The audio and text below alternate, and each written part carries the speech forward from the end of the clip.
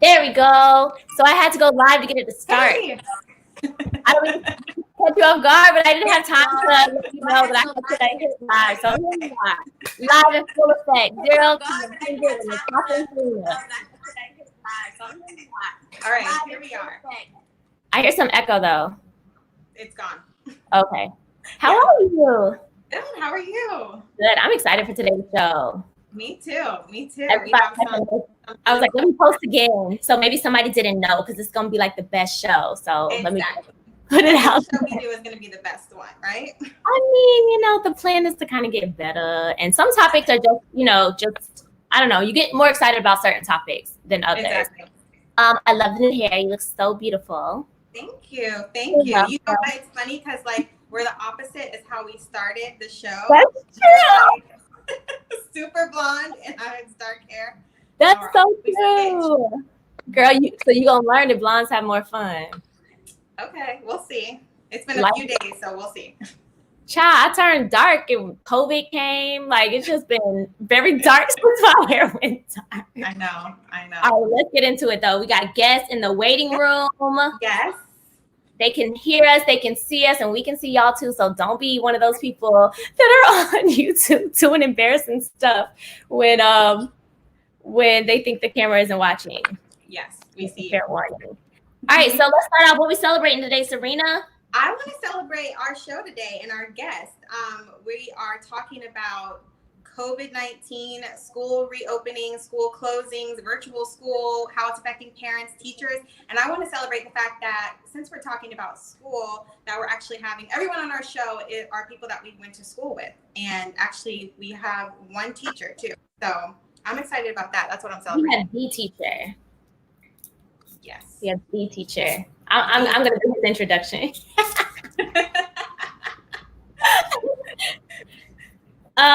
So I want to celebrate, you know what? I just want to celebrate surviving this week. I posted something earlier where I was like, you ever have those days where it's not like, you have a fire here and a fire there. It's literally like you're engulfed in just flames all around. It's like every time you turn around, something else is just on fire. That's been this week. Last week was like that. So I'm in survival mode at this point.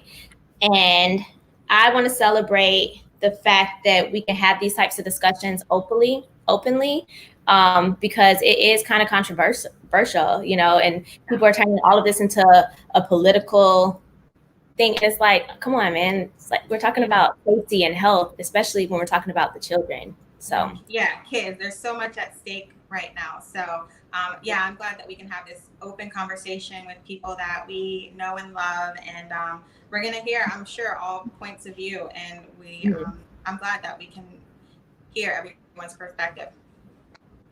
Man, I bought a little bottle for myself, right? And I'm over here like, how you open this? I already have mine ready. I don't have champagne. I have wine today. Natasha. Get off. It's like a child safety thing or something, and I still can't open this. Everyone, welcome to 0 to 100. Listen, I just keep keeping it real. Man, I'm really about to bite this other top off. Go ahead. BRB. So how was everyone else this weekend? I want to take the moment to say during this episode, we definitely want to hear from everyone while we're talking. Send us your questions, your comments, and we'll acknowledge it as you write them. We'll probably answer all the questions towards the end of the show so that we can give our guests plenty of time to talk. But definitely send us your questions. We will answer them. We will shout you out. So this is an open conversation. Even if you're not a guest on the show, talk back to us. We want to hear you.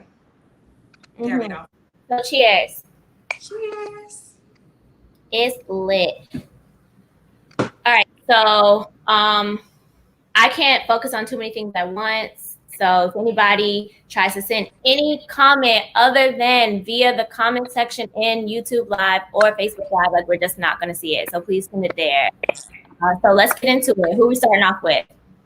So we are starting off with our parents. And like I said, these are people that we went to school with. So I want to introduce Mobina Caesar Dunn. Everybody that we went to school with, I remember their last name from when we were in school, but people are married now. So her last name is Dunn. And then also we have Carrie Perkins. All right, let's get them in here. Hi, Carrie. Hi, Mobina. Hi, guys. How's everyone doing? It's like a reunion. I know, go Greyhound. Look at Carrie all like dressed up and cute, and I was like texting Serena. I was like, "Do I need to put on a shirt?" I have gym shorts on. A shirt. I was gonna be like, no, you don't have to. I mean, it'll only help our views. Oh, great. Yes. All right. So how's everybody doing? We're surviving. Yeah, same. I gotta be honest, I don't really hate quarantine as much as I did before. Me neither. Yeah. Before, what do you mean? Like new normal. First days of it, you hated it more? Yeah, like God, March was like, first of all, it was 8 years long and maybe longer, and it was very difficult and wasn't lovely. But now I feel like I'm in the swing of things. Like in retrospect, there weren't that many things aside from travel that I actually missed. I guess I already utilized all those services to like make life a little bit more manageable. So like I didn't do like big grocery shopping at the grocery store already. I'm an online phone shopper. Like I didn't miss a lot of those things. A little bit, of course, because you don't want anything taken away from you. But I feel like I get to see my house during the daylight hours. I never saw my house in the daylight. It's awesome. It's the exact opposite for me because the first phase I was so busy, so I appreciated just being able to like stay in my little bubble, just focus on work. I was working like 80-90-hour weeks during that time, so it was like perfect. I didn't have to waste 2 hours in the car driving, flying, whatever. But then around Mother's Day, I left my house for the first time during that entire period. And aside from going to the store maybe 2 or 3 times, and I was like, oh, I kind of missed outside. Then things got opened up, started eating at restaurants. Then got to go back inside. So I feel like this time it's like I've had a little bit of taste of the outside again, and this time it's like way harder. And I'm spending more time at home, so now I want a bigger place. Well, there you go. No. Upgrade time. I need no bigger place. All right. So just want to do a little bit of an introduction. Again, we all went to school together. Carrie and I went to school together since first grade. Yep, first grade. So Mobina, you came to our school in 5th grade, and Serena, we all knew you in 6th grade. So that's a long time ago. I mean, not like a long time. Not that long. Yeah, I would like a long time. Just a few years ago. Yeah, so this first segment, we're talking to parents. Carrie and Mobina are both parents. So we'll just give you a second, each of you. I just want you to just tell a little bit about your background and about your kids. Like, what age are they? What grade would they be going to this coming fall? I can start. So I got 2 little ones. My son is going to be 6 on Sunday, and my daughter is 7. And they would be going into, they will be going into 1st grade and 3rd grade. Yeah, I guess that's it, right? Did I answer all the questions? 1st grade and 3rd grade, so that's pretty close. Carrie? First of all, can you hear me? Yeah.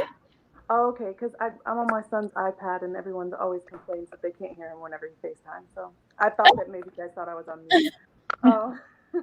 I have a 14-year-old who's going into 9th grade.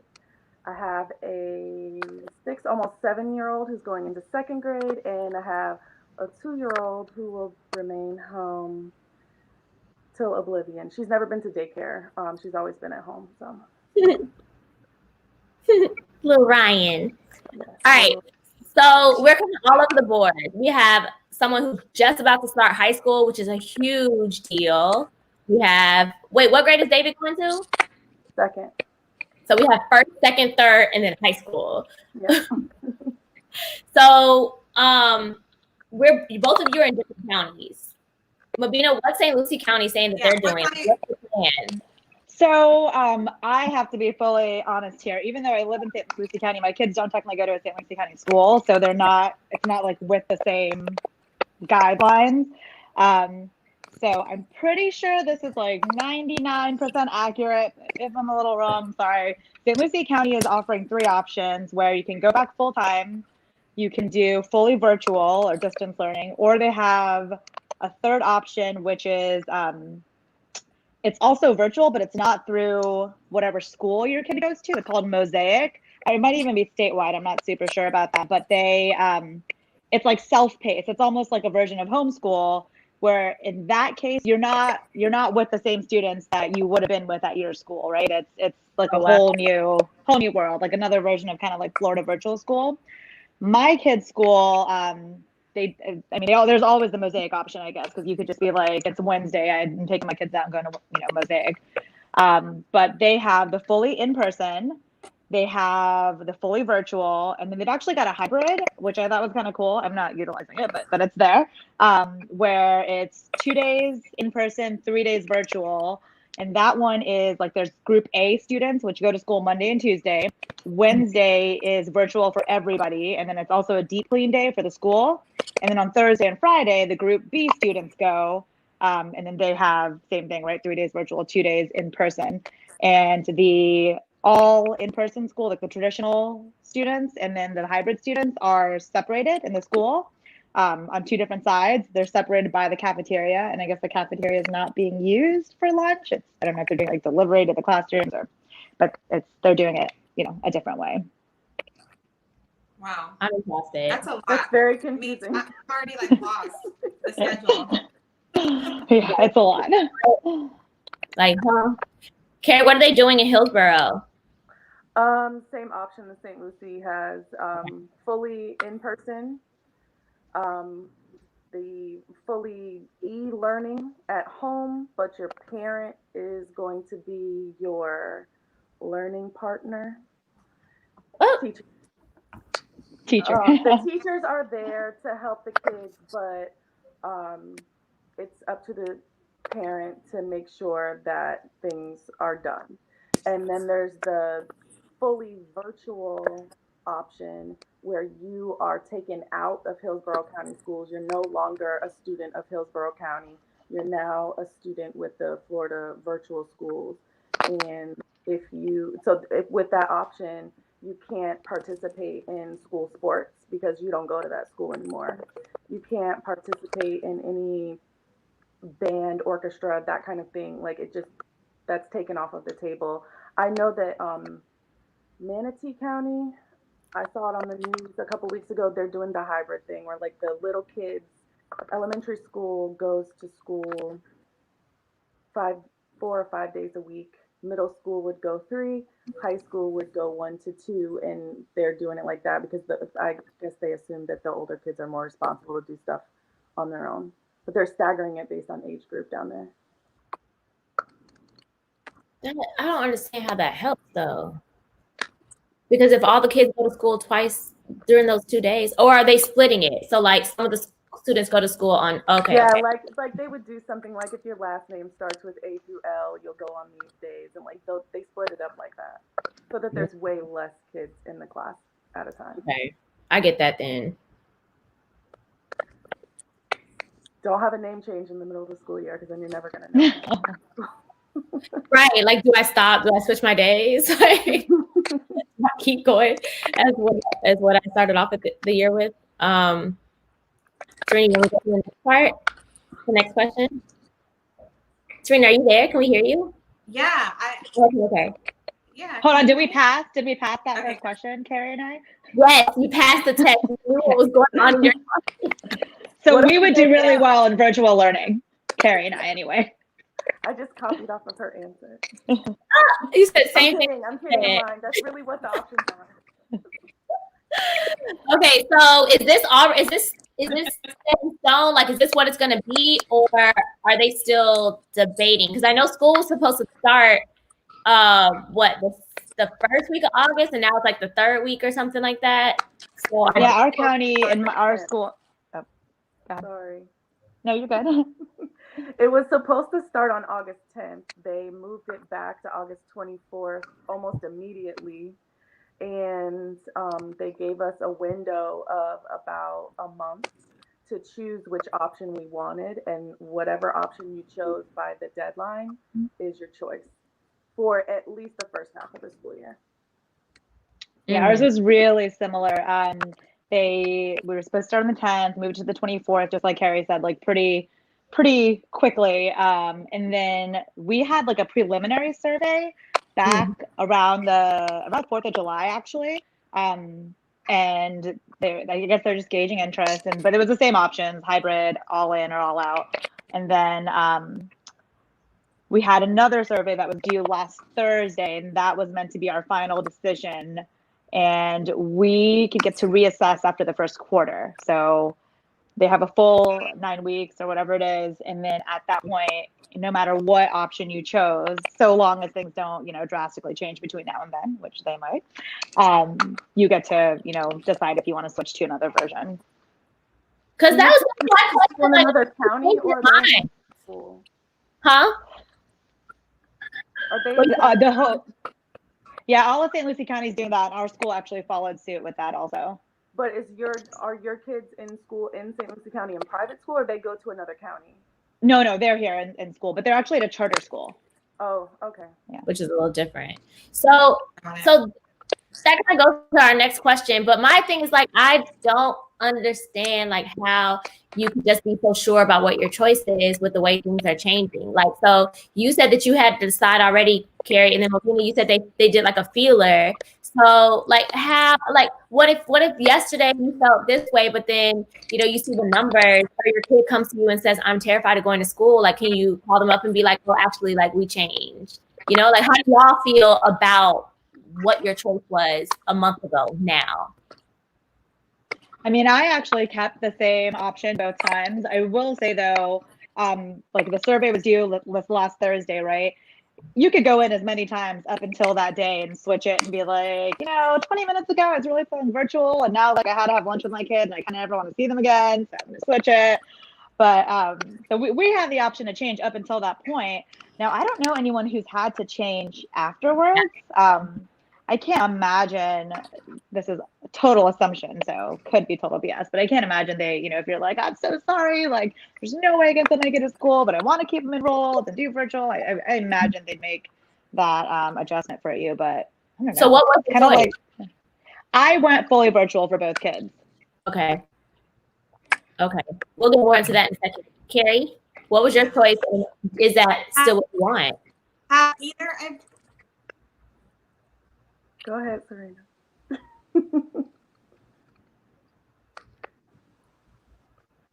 What were you going to ask? Have either of your kids said how they feel about going back to school? Oh, yeah. I'm sure Carrie's too. She's got a almost high schooler.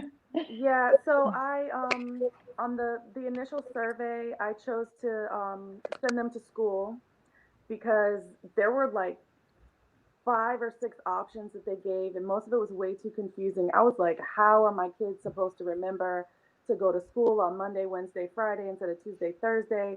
And I don't know what day of the week it is most of the time, so I would send them to the bus stop when there's no bus coming. So I chose to send them back. And then the real choice email came out. I filled it out. I chose to send them back, and there was a deadline.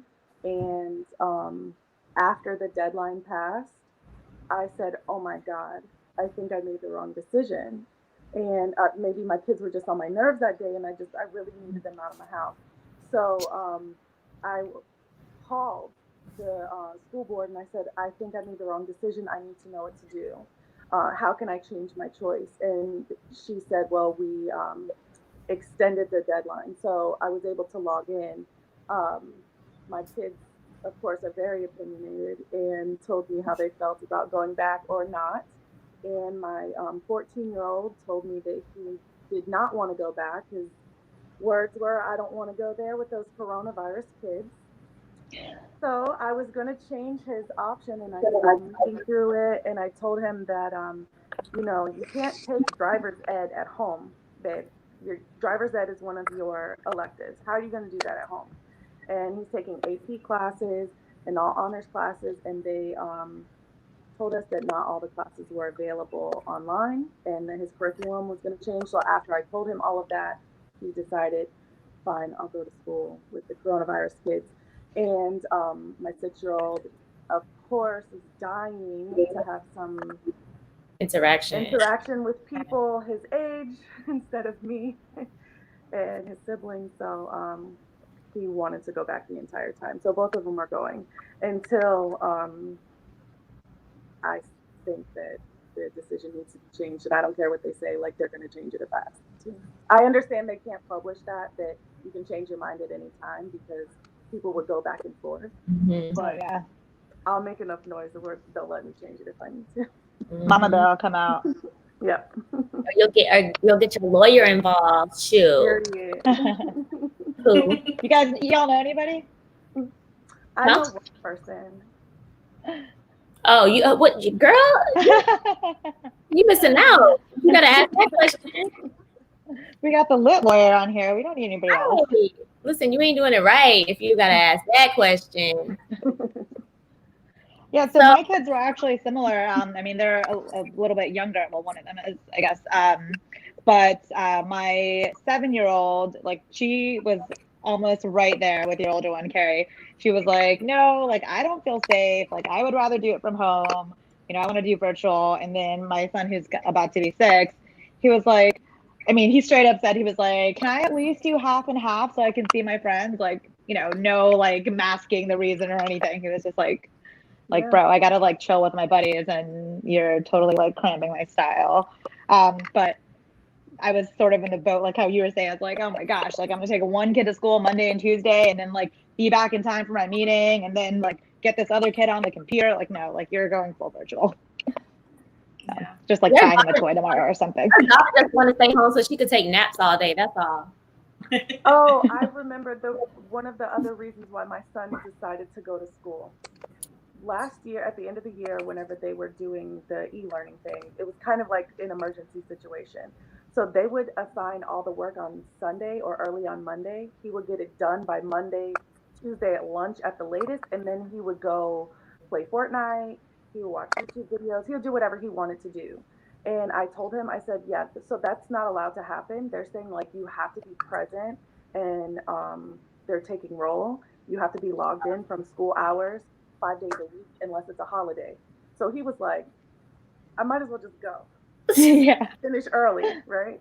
There's no benefit for him. He might as well go. So, but what about, I mean, okay, yeah, they're going to split the days, but what are they doing when they're in class? Like, they're just going to space them out? Like, do they have to wear masks all day? Like, what, I mean, what's?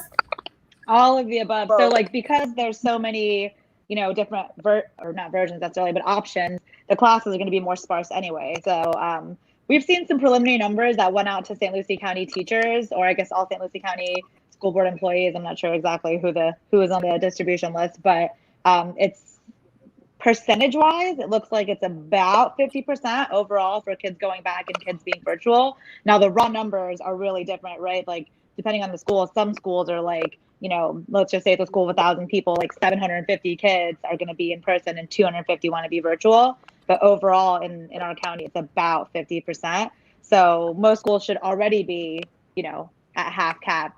And then if some schools are doing like what our school is doing, where they're splitting that even further, they should already be kind of socially distanced by default, you know, as long as they don't sit right next to each other, I suppose. And they're supposed to be wearing masks anytime they're in like a non-classroom area. But now that you're saying that, I feel like they're probably going to have them in the classroom too. They're supposed to have them all the time in Hillsborough unless they're eating or drinking. It's probably the same. Yeah. They're providing each student 3 washable face masks, or if they forget their face mask, they will give them a disposable one. That's what I was going to ask. Like, are y'all responsible for purchasing this? But that's good. Okay. Yeah, I saw a meme that said like you're gonna send your kid to school with a Spider-Man mask and then come back with a Paw Patrol mask, and the school's gonna shut down. Yeah, because they're gonna switch. Like trading for Oreos at lunch. Here, smell it. Like kids are gross. We just have to Have any of your kids expressed like fear? Like, are they scared or they're just like whatever? I mean, my 7-year-old, I don't know how scared she really is, but she was like, I don't really want to go in and get sick. But she was like, okay, well, I'm gonna go back to my friends now. Like, yeah, mine aren't scared, but the 6-year-old certainly isn't. My oldest one, it wasn't about him being scared. I think that he just wanted to do all his stuff in one day, and then him saying like, Yeah. "I don't want to go there with those coronavirus kids." Like, Yeah. he's antisocial as it is. Like, I guarantee you he's not going to get close enough to anyone for them to sneeze on him. I like that's good.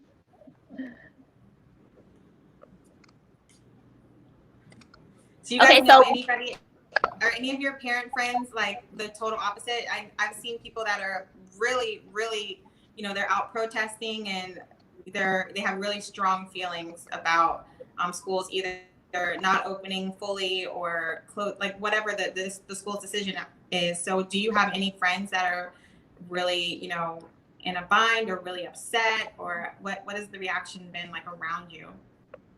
I mean, I've got lots of friends doing several different things. I don't know that I've seen anybody too upset because I feel like they are covering, most sides. Like from a parent perspective, like you want to send your kid to school, you can. You don't want to send your kid to school, you don't have to. You want to do something in between, we've got that covered too. I think so. The folks who wanted to send them, they're able to. The folks who didn't, they're able to. The folks who are up in the air are able to do half and half for the most part anyway. I would say that a lot of the people already like knew like 100%, like they're like, I am not sending my kid to school, like no way, like I can be home, they're going to be home. And then some people like, oh, teachers are essential, like if so and so has to come and collect my recycling, then you have to be in school to teach my kids. So I've definitely seen both sides, but I haven't seen too many people too upset, at least around me. But that again, I feel like they've got whatever option you want, like you can take your own action. Yeah, I have friends who don't agree with my choice, but I don't have anyone who wasn't able to find a choice that fits them. So, I mean, everyone except me that I know is sending their kids, or is keeping their kids home. They're gonna do Oh their my best. gosh, Carrie, I'm almost the opposite. Like almost everyone I know is sending their kids to school. Like not everyone, but pretty much everyone. Yeah, it's just like, I mean, that's why they gave us the choice, and whatever Yeah. worked for you. I was really concerned that like I cannot be the e-learning partner that my kids need me to be. Like my job is super demanding. I'm locked up in a small room, like on my computer all day, and I can't teach them. I am not a teacher by trade. I never wanted to be.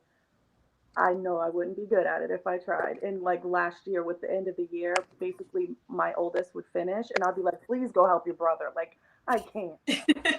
Dude, that's what I did. Like I feel like I could teach anyone wonderfully as long as you weren't related to me. Like if you're related to me, I just like say the same thing I just said, just a little bit meaner. And like it Louder. just, yeah, progressively gets like, more mean and more loud. But I did the same thing. And my kids are like not even 2 years apart. I was like, okay, you're done with your work. Now your brother's responsible. Now your brother's work is your responsibility. Let me know when you're both done, and then we can talk about, It's whatever comes next. delegation. That's what parenting is all about. It should be fresher for them only 2 years apart. So you just did this a couple years ago. Oh yeah. But you're that meme that if you have 30 and you take away 5, how many do you have? Like you're that. And they're like, I don't get, 100%. My mom even said, she's like, you taught so many people. Like, I mean, I used to teach test prep classes. I never even took the real LSAT, and I got people to get like a 170 or whatever, And then here I am, like, barely like making it through multiplication. And that's not even during the school year. Like, I got to be honest, like, our school, when they switched to virtual last year, or I guess this year, the beginning was terrible. It was tough. It was rough. Like I was tearing my hair out. I was crying in my closet, crying in the bathroom, crying like in a hole that I dug for myself, all the places. Okay. By the end, like they did such a good job. Our school actually didn't have the option of like giving you your work and you turn it in. They had 3 check-ins daily. They took attendance. They had individual time with their teacher. They had small group time with 3 to 4 students. They had the full class all together. It took some time to get there, right? Like in the beginning, it was like hot mess express and didn't know what was happening, but it got a lot better. So luckily, like in the beginning, I was like, apparently I got to quit my job. We got to move into a smaller house, or maybe not a house, and figure this out somehow. And then towards the end, I was able to trust my kid when they were like, oh, I did this and this and this, and here's my, look at my stuff. You can see it right here. Here's the grades and everything else. So I think I know it wasn't the same for our county kids because I got lots of parents kind of a different perspective, right? When they were like, oh my gosh, they finished all their schoolwork by Wednesday, so Thursday and Friday they were just chilling, you know. And I actually asked, I was like, well, what about attendance? And they're like, oh no, we don't take attendance.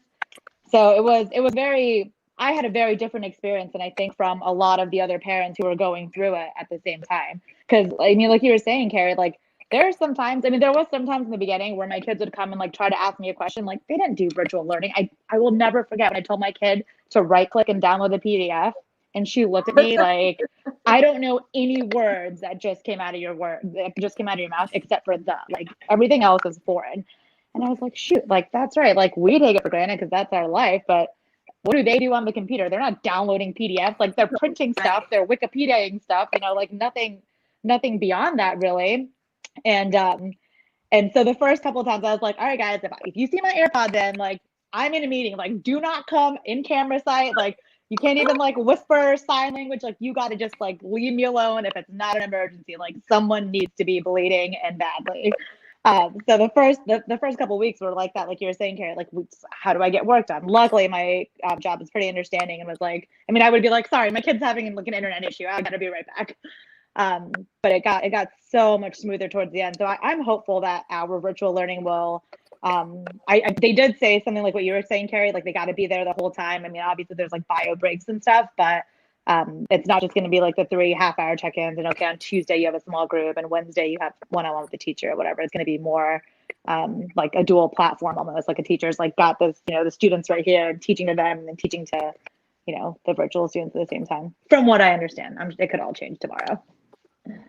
That's awesome. That was That's like the thing. our Everything changes. experience was terrible at the until the end of the school year. My first grader who's going into second grade did like a month-long like prep thing that was through the school, and it was much more structured. So they had they didn't take attendance, and it wasn't even a required thing. I just made them do it just to keep them busy. Oh yeah. But they would schedule a Zoom meeting at 8, and they would schedule a Zoom meeting at 10. It was only from 8 to 11, so it forced them to be present, which wasn't official attendance, but my son was up and dressed at 8 o'clock every morning because he had a Zoom meeting. So much more structured.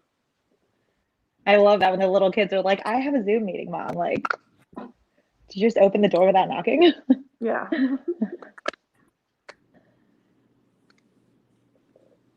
Okay, I want to follow up on that with regard to breaking up the days, because not both of y'all are able to work from home. But I mean, what about parents that can't work from home? Like that just seems like such a big, I don't want to say inconvenience, but a huge like hindrance. Like what, I mean, do you have any friends, or what are your thoughts on that? What if your job says you have to go back to work? And I mean, what are you going to do? Yeah, I mean, I think that's one of the reasons. I think I was talking to Serena about this briefly, of how, yeah, like I've chosen to go virtual with my kids. I don't personally, this is, you know, obviously an opinion, I don't necessarily see a problem with a smaller amount of kids going back as long as they can do some version of social distance. I mean, they're still kids. They're still going to like touch each other and stuff, but my kids are probably doing that down the street too when they're playing outside. Like I don't have an eagle eye on them. But I think the big thing is like, if you got to go, you got to go. Actually, my sister-in-law works for a daycare at another state, but they stayed open specifically for essential workers. So I don't necessarily think we need to get to that level where it's like, all right, show me your credentials. Like, let me see your ID card. Do you really work for waste management? Or are you just like, is this, you know, a fake ID or whatever? But I mean, I feel like there are some people that have to go in. I mean, whether it's somebody who's, you know, serving me at a restaurant or somebody who's keeping my lights on at home, you know, I think that there definitely needs to be something for those parents. I've heard, and I don't know if this is widespread or maybe it's just like a certain group of teachers. I've seen a lot of teachers lately in like social media, not even necessarily people that I know, but maybe more like social media personalities who have said things like, you know, summer is always something that happens, right? Like there's always a summer, like whatever you're doing with your kids in the summer, why can't you continue it? Because I, as a teacher, don't want to be, you know, exposed or whatever. Not that the parents can help them with that decision because it, you know, it depends on their employer, I imagine. So what if there's not summer camp? Like, what if you put your kids in summer camp during the summer, but then August comes around and summer camp's gone, right? What are you going to do? So I feel like there are some people in some situations that they just can't. Like, I feel like we're so lucky. I work in tech, so it'd almost be bad if someone was like, oh, you can't work from home. Well, that doesn't make sense. And so does my husband. So we're able to have that sort of flexibility. But and even then, like, I had to go in yesterday, today, and I'll be going in tomorrow. And I had to go in like another random day. I mean, that's nothing. But some people, you know, you can't serve me from home. Like, if you're, I mean, there's some courtrooms that are open, right? Like, some, they're not going to be like, oh, you can join via Zoom if I'm in court. Yeah, but yeah, some are. I don't know. I guess I'm thinking about the people that are forced with like those tough decisions of, okay, I worked it out for the summer time like I always do, but whatever that was, you know, whether it's someone that steps in and helps out, you know, they're like, okay, like I did my 3 months, I can't keep the kids, and then they have to make a decision like, okay, do I figure out how to pay for childcare, or like how can I afford that? So I don't know. I personally felt like they should split the days, and that childcare should be included. So the first half of the kids go to school during the first half of the day, they go to school, and then the other kids that go in the afternoon, they go to aftercare in the morning. So they go to pre-care and they do like study hall or whatever, and then you know they switch. So the whole day you're gone for the same amount of time, but you're either in school or in aftercare, but it's still 5 days a week. And they can set out like an hour and have a cleaning crew come through and sanitize stuff. Like I don't know. I just feel like the parents should have. I don't even have kids, but I just feel like the parents should have just had more.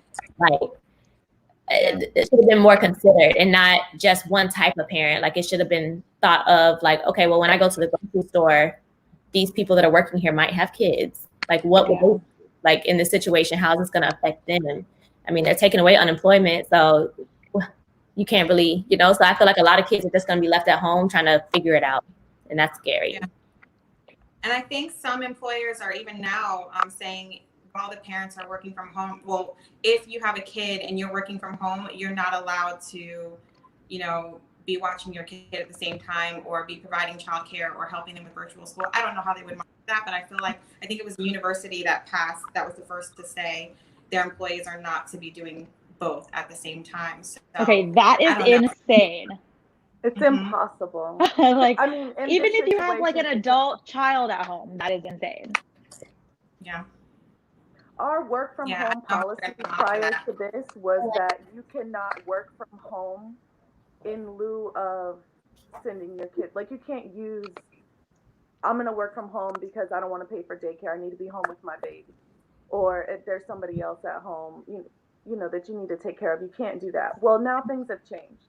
So maybe the people who are already working from home, because my company has a huge population of people who already were at home, maybe they can still be held to that standard, but not really, because they're used to their kids being at school while they're at home working. So now the kids are at home. And then for the rest of us, I was used to going into the office 5 days a week, and it went down to 0 immediately, and we're on strict orders like, do not come into this building unless you have warned us and we know why and we approve for you to come in.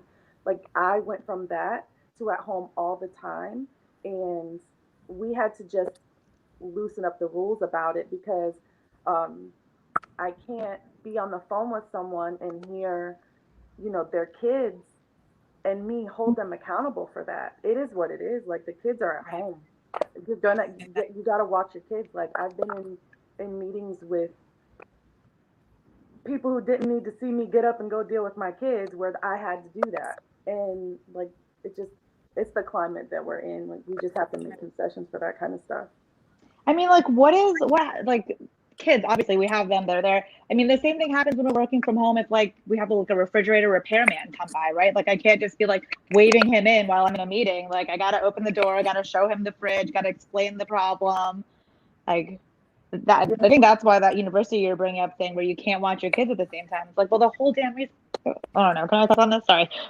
The whole reason that Girl, have you watched the show? Okay, proposed, right? It's because of this, like, because I need this concession for whatever reason, or want it, or whatever it may be.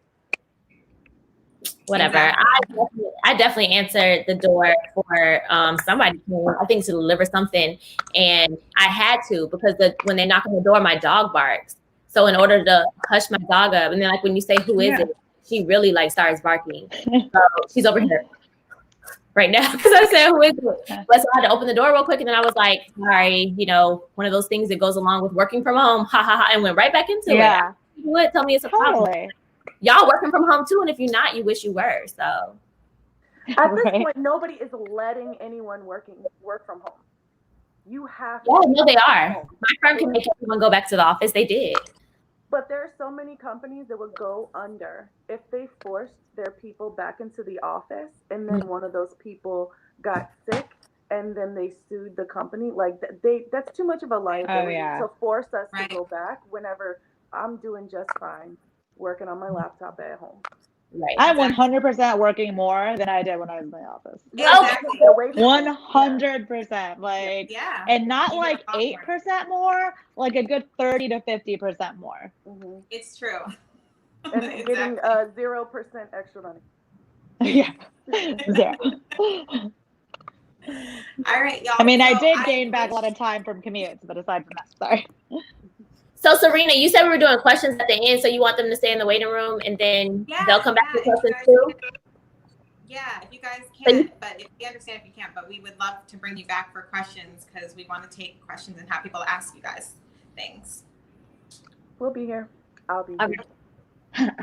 You can speak for me too. This is perfect timing because I felt really left out without my wine, so I'm gonna go run and grab a glass of wine while in the waiting room. Okay. See y'all in a bit. All right. So who's coming up next? So next, we talked to the parents. So now we want to talk to the teachers. And I have so many questions after that conversation with the parents because it sounds like the teachers have a million things to do. So let's bring our teachers on. We have Brittany Smith. She also went to school with us. And we have one of our teachers, Mr. Moore. His name's Burrell. Hey. What is his name? I don't know. Burrell. I was going to say, we don't have to say Mr. Moore anymore. Burrell. What's up, Burrell? All right, don't make me come over there. Don't make me come over there. What you gonna do? You know. No, Mr. Moore.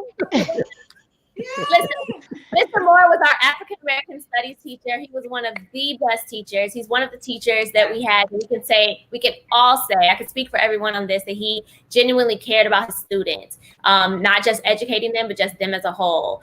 He kept me out of a lot of trouble. Thanks for signing those passes, when I was about to get in trouble. You don't work there no more, do you? Aren't you retired? No, girl, I'm too young to retire. Mr. Moore? Can you hear me? Yeah. Oh, I mean, he didn't do that. Can you he didn't do that then. Okay. I can hear you. Okay. Oh, no. I'm too young to retire. I used to get in trouble all the time, and it would have been way more if Mr. Moore wasn't there. So thank you. And Mr. Moore, you were the one that used to say, cold hands, warm heart. There you go. So I say that all the time. People are like, why are your hands so cold? Yeah. They're cold right now. Yeah, I bet. Thanks, guys, for joining us. Thanks for having me. Yeah. So, Brittany, you're in Texas now. Yes, I am in Houston, Texas. I love it. So I am starting my 5th year teaching, and it's my first year as a librarian. So I'm excited, even though it's kind of an interesting year. Hey, that's going to be the norm with regard to how the library works. I would think. Yeah, I mean, like I'm an elementary librarian, so I still have to teach lessons to the students. I don't know necessarily what my schedule will be until next week, but it'll be a lot more ebooks instead of physical books being picked up. So yeah, that's going to be kind of the transition, but I'm excited. I have a green screen, so the lessons are going to be fun. So it's to get another perspective from like another state other than Florida. Yeah. So ours is a little different just from listening to the parents. Like my district, we're 100% online for the beginning of school, and I think they'll kind of work on bringing kids in. And then we'll also have learning centers because, the teachers, like if we have to work, their kids, they'll have to either send their kids to school or, or if their spouse can watch them. So they are setting up learning centers at certain campuses where they're like virtual. Mm-hmm. So they're basically just sitting somewhere with a computer, but at a facility because they don't have anyone to like watch them at home. So like teachers and essential workers, medical workers, things like that, or any kids that like don't have internet service, they have that option they get priority for the learning center, basically. Got you. And then, Hmm. Mr. Moore, you'll be able to offer an interesting perspective because you teach high school level. So Yes. Mm-hmm. I don't know which is worse. Like we talk about these little kids can't keep the mask on, but it's like these older kids, like I don't know how they gonna do with the mask either. So that's gonna be interesting. Well, you're right. I know. Well, I have ninth grade. I'm teaching world geography now. They, for some reason, they got rid of that African American history. I think a couple years after both you guys graduated, they kind of got rid of it. Because Brittany, I think Yeah, you I had had it. world geography. There you go. They got rid of it for whatever They reason, took but away drama too. I was mad. yeah.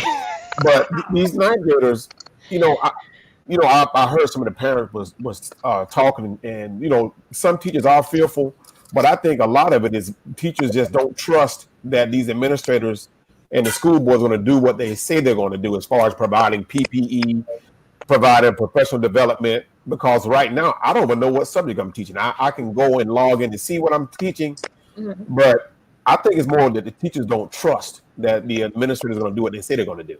I mean, because they've been let down so many years. And back when we had the when they froze our pay for like 7 or 8 years, they kept saying next year, next year, next year. And then when things got better, they really didn't address issues that they should have addressed. And that's why we're kind of in this mess we're in now. Because when St. Lucie County switched to the online education in the spring, every teacher did not know how to operate the platforms we were using. For example, I had got trained on it, but my course was not completely set up on it. So what happened? The teachers that were more versed at the using technology, they had an advantage. But see, if they were taking steps and train everybody all the time like they should have been doing, now they're forced to do it.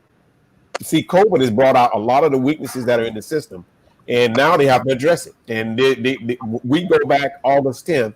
The kids come back August 24th, but we get trained supposedly for 2 weeks on how we're supposed to deliver instruction. So I don't know what to do. I don't know. I have about 50 unanswered questions that I know if I ask, I still won't get an answer to. So I've been following in the union negotiations and what they're trying to set up and making sure they stick by what they're saying. But I'm myself personally, gonna go by whatever they have in writing. If they don't have it in writing, I'm not gonna do it. Smart.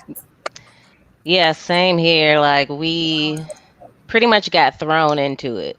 So what the parents saw in the spring semester, that's not like a reality. That was A joke. literally, I was on spring break chilling. In fact, I was at the rodeo when they literally started shutting everything down around me. So we just pretty much got thrown into it. And I knew some things about like Google Classroom and all that. Like I had a little bit of training on it, but we literally got thrown into like, okay, and then parents, you have kids of different grades, multiple kids in the house. And so it was kind of like, all right, we have to release all our assignments on Monday at 9 a.m. So literally, like, because the kids' emails are connected to the parent emails. And then everybody's phone is blowing up because you got 3 kids and all of their teachers just posted all their work. So Right. we had parents freaking out, pulling their hair, and which is understandable because we were doing the same thing. Like we were just like, okay, I don't know what's going on. We can't reach kids. Some kids don't have internet. We are doing packets for some kids, and then online. But now they have a training. Like I start my professional development next week. And I've already kind of had a little bit of training on it already. But yeah, we're pretty much doing mostly live instruction. And then there'll be a little bit of time where kids do work on their own, but for the most part, like it's all day, like we're in front of a camera, working with kids. So it's going to be totally different than what parents experienced in the fall, but that's because we've had time to plan and, hopefully everybody gets trained. So Craziness. Have you already seen like a difference in your kids as far as like how some kids are engaging with their lesson or their grades? Have you seen any differences in the students yet? I had some kids who didn't really put in much effort online. Like, I'm not even gonna lie, I had a lot of kids that had no grade because they didn't do anything. And then I had some kids that were doing like amazing, like they would be done with their work, before the end of the week. And we're always on different Zoom calls and different things like that. But basically, and I talked to a lot of teachers, we were teaching privilege in a sense. Like the kids that you were seeing on your calls all the time that were getting to work and getting the help from their parents, they're the kids whose parents were able to provide that for them.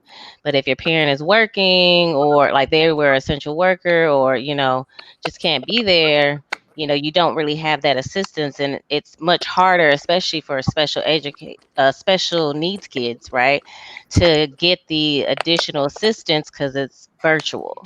So that was kind of issues that we ran into. And then kids who don't have internet service. So if you didn't have internet, you had to try to call them on the phone. But a lot of times, they don't have a house phone anymore. So the parents are at work, but it's like you got to call at night to reach the kid to help them with work. So it was a lot. So um, it just kind of, I think with the set structure and with your district, like my district that I'm in now, like they're providing laptops for all the kids and stuff like that, those who need it. So if they have the tools and like they're setting up the learning centers, I think we will see a lot better results, especially because it's now required for the teachers to to teach live. Like there's no, here's an assignment, get it done. Like we're there all day teaching. Got you. So I know you're 100% virtual on your end, Brittany, but Mr. Moore, do you guys have an option? Like the kids have all these choices with regard to what they can do. Well, not the kids, like the students, but the parents more so can choose. Like, do I want my child to go to school live? Do I want them to appear virtually? Do I want them to be taken out and go to like a separate type mosaic virtual school? Do the teachers have any say in that? Like, can they? Okay. It's a big issue because what they're looking at, the teachers that have like underlying health issues, they're going to try to give them the option to go virtual first, but that has not really been hashed out because some of the people that are that have health issues, they're scared and don't want to come back. Period. They rather just stay home and teach. But the rule they have in place, even if you're virtual or face to face, you have to still go to the Lincoln Park, the school building. You have to still go to the building, but you have an empty classroom, and you have. It doesn't sound real, but this is what they're saying you got to do. You have to still go to the school. Your room will be empty, but you'll be teaching virtually to those kids that chose virtually. They haven't told me whether I'm going to be doing virtual or face-to-face or all face-to-face or mixed. They haven't told me anything on that yet. So But I don't know. But do you They're saying they told us it's a choice. Okay. But they're trying to get the people with the health issues, but they have to get all kind of clearances from the doctors. All these documents got to be turned in. I chose to do virtual, but it was the lowest level virtual, not for a health reason. I was just trying to do that. If the bulk of my kids were going to do virtual, I would have chose to go virtual. Right. But if I have to go face to face, which I'm trying to avoid getting sick myself, I'll do it. But someone made a comment that it's like they're flying a plane and building it as they go. So that could be what it is. But on the other hand, St. Lucie County did a great job of providing laptops for every family, providing mobile hotspots, in the spring, and they're going to give every kid laptops now. So, but I don't know whether the kids that are going to go face to face are going to have laptops. I don't know any of that stuff. But some of these teachers are upset, and they got reason to be, because I saw a meme somewhere. Someone put school shootings are at 0%. And they said, why is that? And he said, because no kids are in school. So what are the COVID cases going to be like when kids go back in school, because when this COVID thing hit, all the kids were separated. No kids were together like they were in the school setting. So you got to look at. I don't. They're telling the kids to go into a building that teaches science, but they're not listening to the science. So it's going to be. I don't. It's going to be one big science experiment for everybody. So I don't know. And I don't. we oh, go ahead. No, go ahead, Brittany. I was just gonna say, like, we have an option to teach in our classrooms as well, or teach at home, just because it's easier to teach in a class where you like have the board and everything. But as of now, it's like not mandatory because we're still in the code red in my district. And so it doesn't become oh gosh, we're gonna have to go in until we get out of the red. So as of now, everybody's still like virtual for the most part. Yeah. Do you guys know of any teachers, principals, administrators that have contracted COVID at all? No, but I've heard of no, I know a few teachers that have COVID and they've been in the hospital.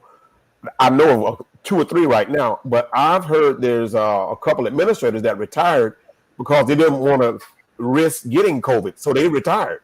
And we had a one question survey that was issued to every teacher this week through the teachers union, and the question was, do you intend to come back to school or something dealing with are you concerned about COVID and are you returning? So there's a one question survey. So they're trying to scamper around to find out what teachers are going to come, because I believe just like some of these kids are going to go and see the school's not normal, they're going to come and show up and get nervous and just retire or just quit.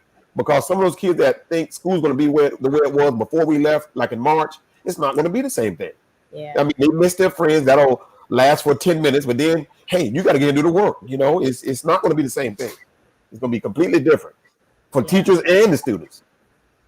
Yeah, and I don't know any teachers personally that have contracted it, but I do know teachers who have family members that have, and close like spouses and things that have contracted it. But so yeah, it's definitely, you know, it seems like it's closing in on on me right now. I'm just like more and more people that I know personally are getting it, and so it's just like, okay, yeah, and I don't like catching like colds in general. Like I always feel like I look homeless when I'm sick because I just curl into a corner. And like, yeah, I don't want that for myself or my kids. And I don't know if y'all have ever looked at kids, like go to Target, go to Walmart and just look at a little kid and see, just watch them for like 5 minutes and see how many times they touch their face, put something in their mouth. Mm-hmm. I've seen kids in the grocery store with their mask like half off their face. Adults too. And yeah, you know what I mean? So especially on the elementary level, even with high school, like y'all remember how crowded the stairways were when we would switch classes, like, you know what I mean? People making out in the hallway, like it's just not, kids just, it's not good. If adults can't do it, like why do you expect kids to do it, you know? It was I say, not as I do. Mm-hmm. Yeah. Well, you know, and back to Lincoln Park, we got 1,647 kids. 908 are going to be doing virtual, and 739 will be face to face. But that's out of for 6th through 12th grade. So it's only going to be 700 people on campus, and they also got to subtract the kids that are doing dual enrollment that maybe come to one class period and leave. So the campus is going to be pretty much like a graveyard. There's not going to be that many people there. So we'll see how it goes, you know. Yeah, and that's the thing is with the number, like Houston has like 50 something school districts, I think, just in this area. So like every district is different. And they're all trying to figure out their options, and they're all trying to survey with the parents, like who wants to come in face to face, who doesn't. And, you know, one of my friends, she posted a picture of her classroom where she was like, this is as social distance as I can make the desk. Because it's kind of like, you know, when you think about, we already are short teachers in general overall in this country. So, which is why we already have like 20 something, 30 kids in the classroom now. So now that you are socially distancing like some classrooms you can get like 7 desks to be 6 feet apart, and that's about it. And that's not realistic. Um, so it's kind of like a case by case basis, and just trying to figure out how you can like even make the space for these kids. Because schools weren't set up for social distancing at all. They were set up Yeah. so you can be social. You know.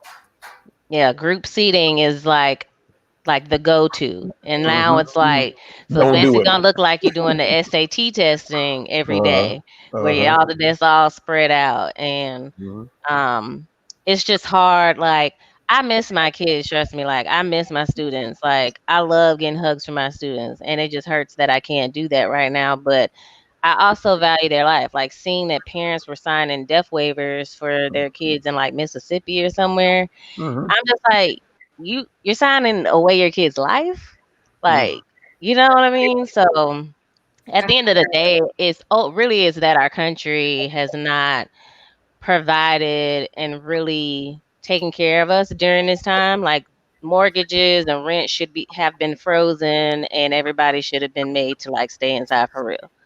Like, delivery service or groceries only, and call it a day, like Hmm. how other countries did it. Like, we just, this is not, it's not going away anytime soon, because we're not, doing what we need to do. Yeah, we're better than this, and it just when the parents was talking and how Natasha, I think you mentioned how there people are thinking this is political. It became political when our governor, told us what to do. Now he's trying to back out, and it's just they should not get involved. If they really don't care. I mean, you're going to sacrifice all these kids and adults. I mean, after people start getting sick, it's too late, And I think to force everybody back, and they need, like you said, put everything on pause. Help these people that need the help and take care of their kids some kind of way. But it's only for a short while. It's like they said, it happens every 100 years. Hopefully, this is it, so we don't have to worry about this anymore. It doesn't happen again. So but Wow. Are you Yeah. guys responsible for buying your own PPE? Is the school providing that stuff for you? No. supposedly, St. Louis County, $500,000 has been allocated for that, and every school's supposed to have this. They got some short videos on the school board website showing what they're going to be doing. Yeah, all that looks good, but I've been in teaching 24 years, and I know these custodians always get shortchanged. They never get the proper products they need to do their job. They're always understaffed. Bus drivers are understaffed. I mean, all this stuff has been on the people they need the most. Even school nurses, they're underpaid, and now they're got to be put in the line of fire. And the schools just have not been doing a good job. It's just been, going by on a shoestring budget every year, just getting through, and it finally caught up with them. And they're going to have to address this, because I don't see how they're going to do all this cleaning. And if you got to do all this cleaning, that means we should not be in there. Hmm. That's all that Like, means. my district is providing PPE, because even if we are teaching on campus, like virtually, we do have certain protocols that are put into place. So they just released those, and we have to do daily temperature checks. And then we have this app for our phone, like a health app, and we have to do a survey every day about COVID symptoms and questions regarding that, like every single day. So, like, we cannot enter the building unless you've done that survey and unless you had your temperature check. So if you do it from home, you don't have to do that. No. Okay. Yeah. Brittany, what district are you in again? So I'm in Fort Bend Independent School District now. Yeah. In Texas. Okay. Wow. I'm starting to see questions come in. I don't know, Natasha, if you want to go to the questions now, or did you have any more questions? I got to take it there. So I feel like the government doesn't care. I feel like this is nothing new. The government has never really cared about us. So I'm not surprised. But my issue is that like what you were saying, Mr. Moore, with regard to them just kind of like throwing everything back in there, saying what they're going to do. You don't believe them. Everybody gets shortchanged. We know that. So, part of my issue with defunding the police, that extra money that we give every flipping year to the police, it never goes to the police officers' salaries. That's So, like true. the custodians need to be paid more because they're doing more. They need to be provided additional training. So, my issue with the police, that extra money that we give every. How did it do that? That was weird. I sound real aggressive too. Let me calm down. Well, you are. But I don't know. I just feel like like I said, I have my ideas of how we could have done this. I'm not superintendent, but I think that because I've heard people say that it's because we don't have leadership. And then I've heard people say, well, it's on you. Like, you shouldn't look to leaders, the government, to tell us what we're supposed to do with common sense. But no, like, they're getting the money and then they get to dictate where it goes. So no, they do need to lead properly. So my issue is like what's going to happen if you guys go to school and you think that, it's going to be one way and then it just falls apart. Not so much for you, Brittany, because it's all virtual. But Mr. Moore, what if they tell you, no, we need you to teach in person. You're healthy. You're fine. We have this many kids that have to take this class in 9th grade. And then you say, all right, fine, I'll do it. And then you go and you're like, no, these kids are bad as hell. They don't wear their mask. Like, I don't want to be a part of it. And then is your job going to be on the line? Like, well, no, mine won't, because I've been teaching so long. But I understand what you're saying. But the teachers you kind of live in fear anyway, because they don't want to speak up because they think something's going to happen to them. But right now, teachers, especially in this county, have more leverage than they've ever had before now, whether they know it or not. Although we can't strike, and I'm not advocating you strike, but if you just tell them, look, you guys got to put in writing what you want me to do. I'm going to do what's in writing, nothing more, nothing less. And that's the way I feel. And that's my approach. And I'm not going to be running kids down saying, put on your mask. I'm just going to tell them, don't come near me. Stay away from me. Stay 6 feet away from me. And that's what I'm going to do, because they're telling us if a kid doesn't have a mask on, call for an administrator. For what? They wouldn't even enforce the rules on the lanyard at Lincoln Park last year. So how can I expect them to enforce them with a face mask? And they're saying the kids' parents knows that if they come to school, in the brick and mortar school, that they're supposed to have the face mask, and if they don't have the face mask, they're going to be sent to virtual school. So I'm not going to fight that battle every day. I'm just going to protect myself, say, look, just back away, whoever you are. I'm not even going to report to the administrators, because I'm going to handle it the way I see it's best. I don't have to. It's like, if I say a kid did something, I got to prove that it happened. And I've been at school long enough to know I have a little bit of integrity. I'm not going to just make up something on the kid. But this is one more battle for teachers to fight, Listen, I'm not fighting that battle. Got plenty of integrity. Second of all, that was going to be my next question, because I feel like most of the 700 people that want to come to school are the children of those no maskers that are like turning up at the flipping town hall meetings. So it's like, why are you going to send these kids to school with? So it's just like that's my concern. Like, how are they going to deal with it? But I guess you got your way. But what about a new teacher? Like, they need to have some kind of penalty enforced. And I'm glad that they at least are saying that you have to have a mask or this will happen. So at least that's there. But I just really wish for you as teachers, even for you, Brittany, even though y'all seem to have it a little bit more together and they're a little bit more concerned over there, I just feel like if teachers band together the way police officers, y'all need to develop a sticker. They got the Blue Lives Matter. Like, they fighting over defunding the police, but education gets defunded year after year. I was a teacher for 2 years, and not one supply was provided for me. Either other teachers donated it, or I went to Staples and was like, I'm a teacher, what y'all got? Could I get a little discount? And we bought the stuff ourselves. They didn't even have money for extracurriculars at school. And we went to a school that was, successful. Like, we probably got more funded than the other schools in the district. So I just wish, and I'm not sure how to do it. I mean, I can't save everything, but I just wish that teachers would band together, and it would be teachers' lives matter the same way they talking about blue lives matter. Blue ain't that ain't no life. You ain't blue. That's the color of your shirt. You know what I'm saying? But they banded together and they made that a thing, and they're fighting against defunding when the money doesn't even go to the police officers when they add the funding. I just wish that teachers would band together that same way and figure it out and kind of stand with them. And if teachers do, I'll be right there at the front line fighting with y'all, because y'all teachers are so important. Without the teachers, we don't.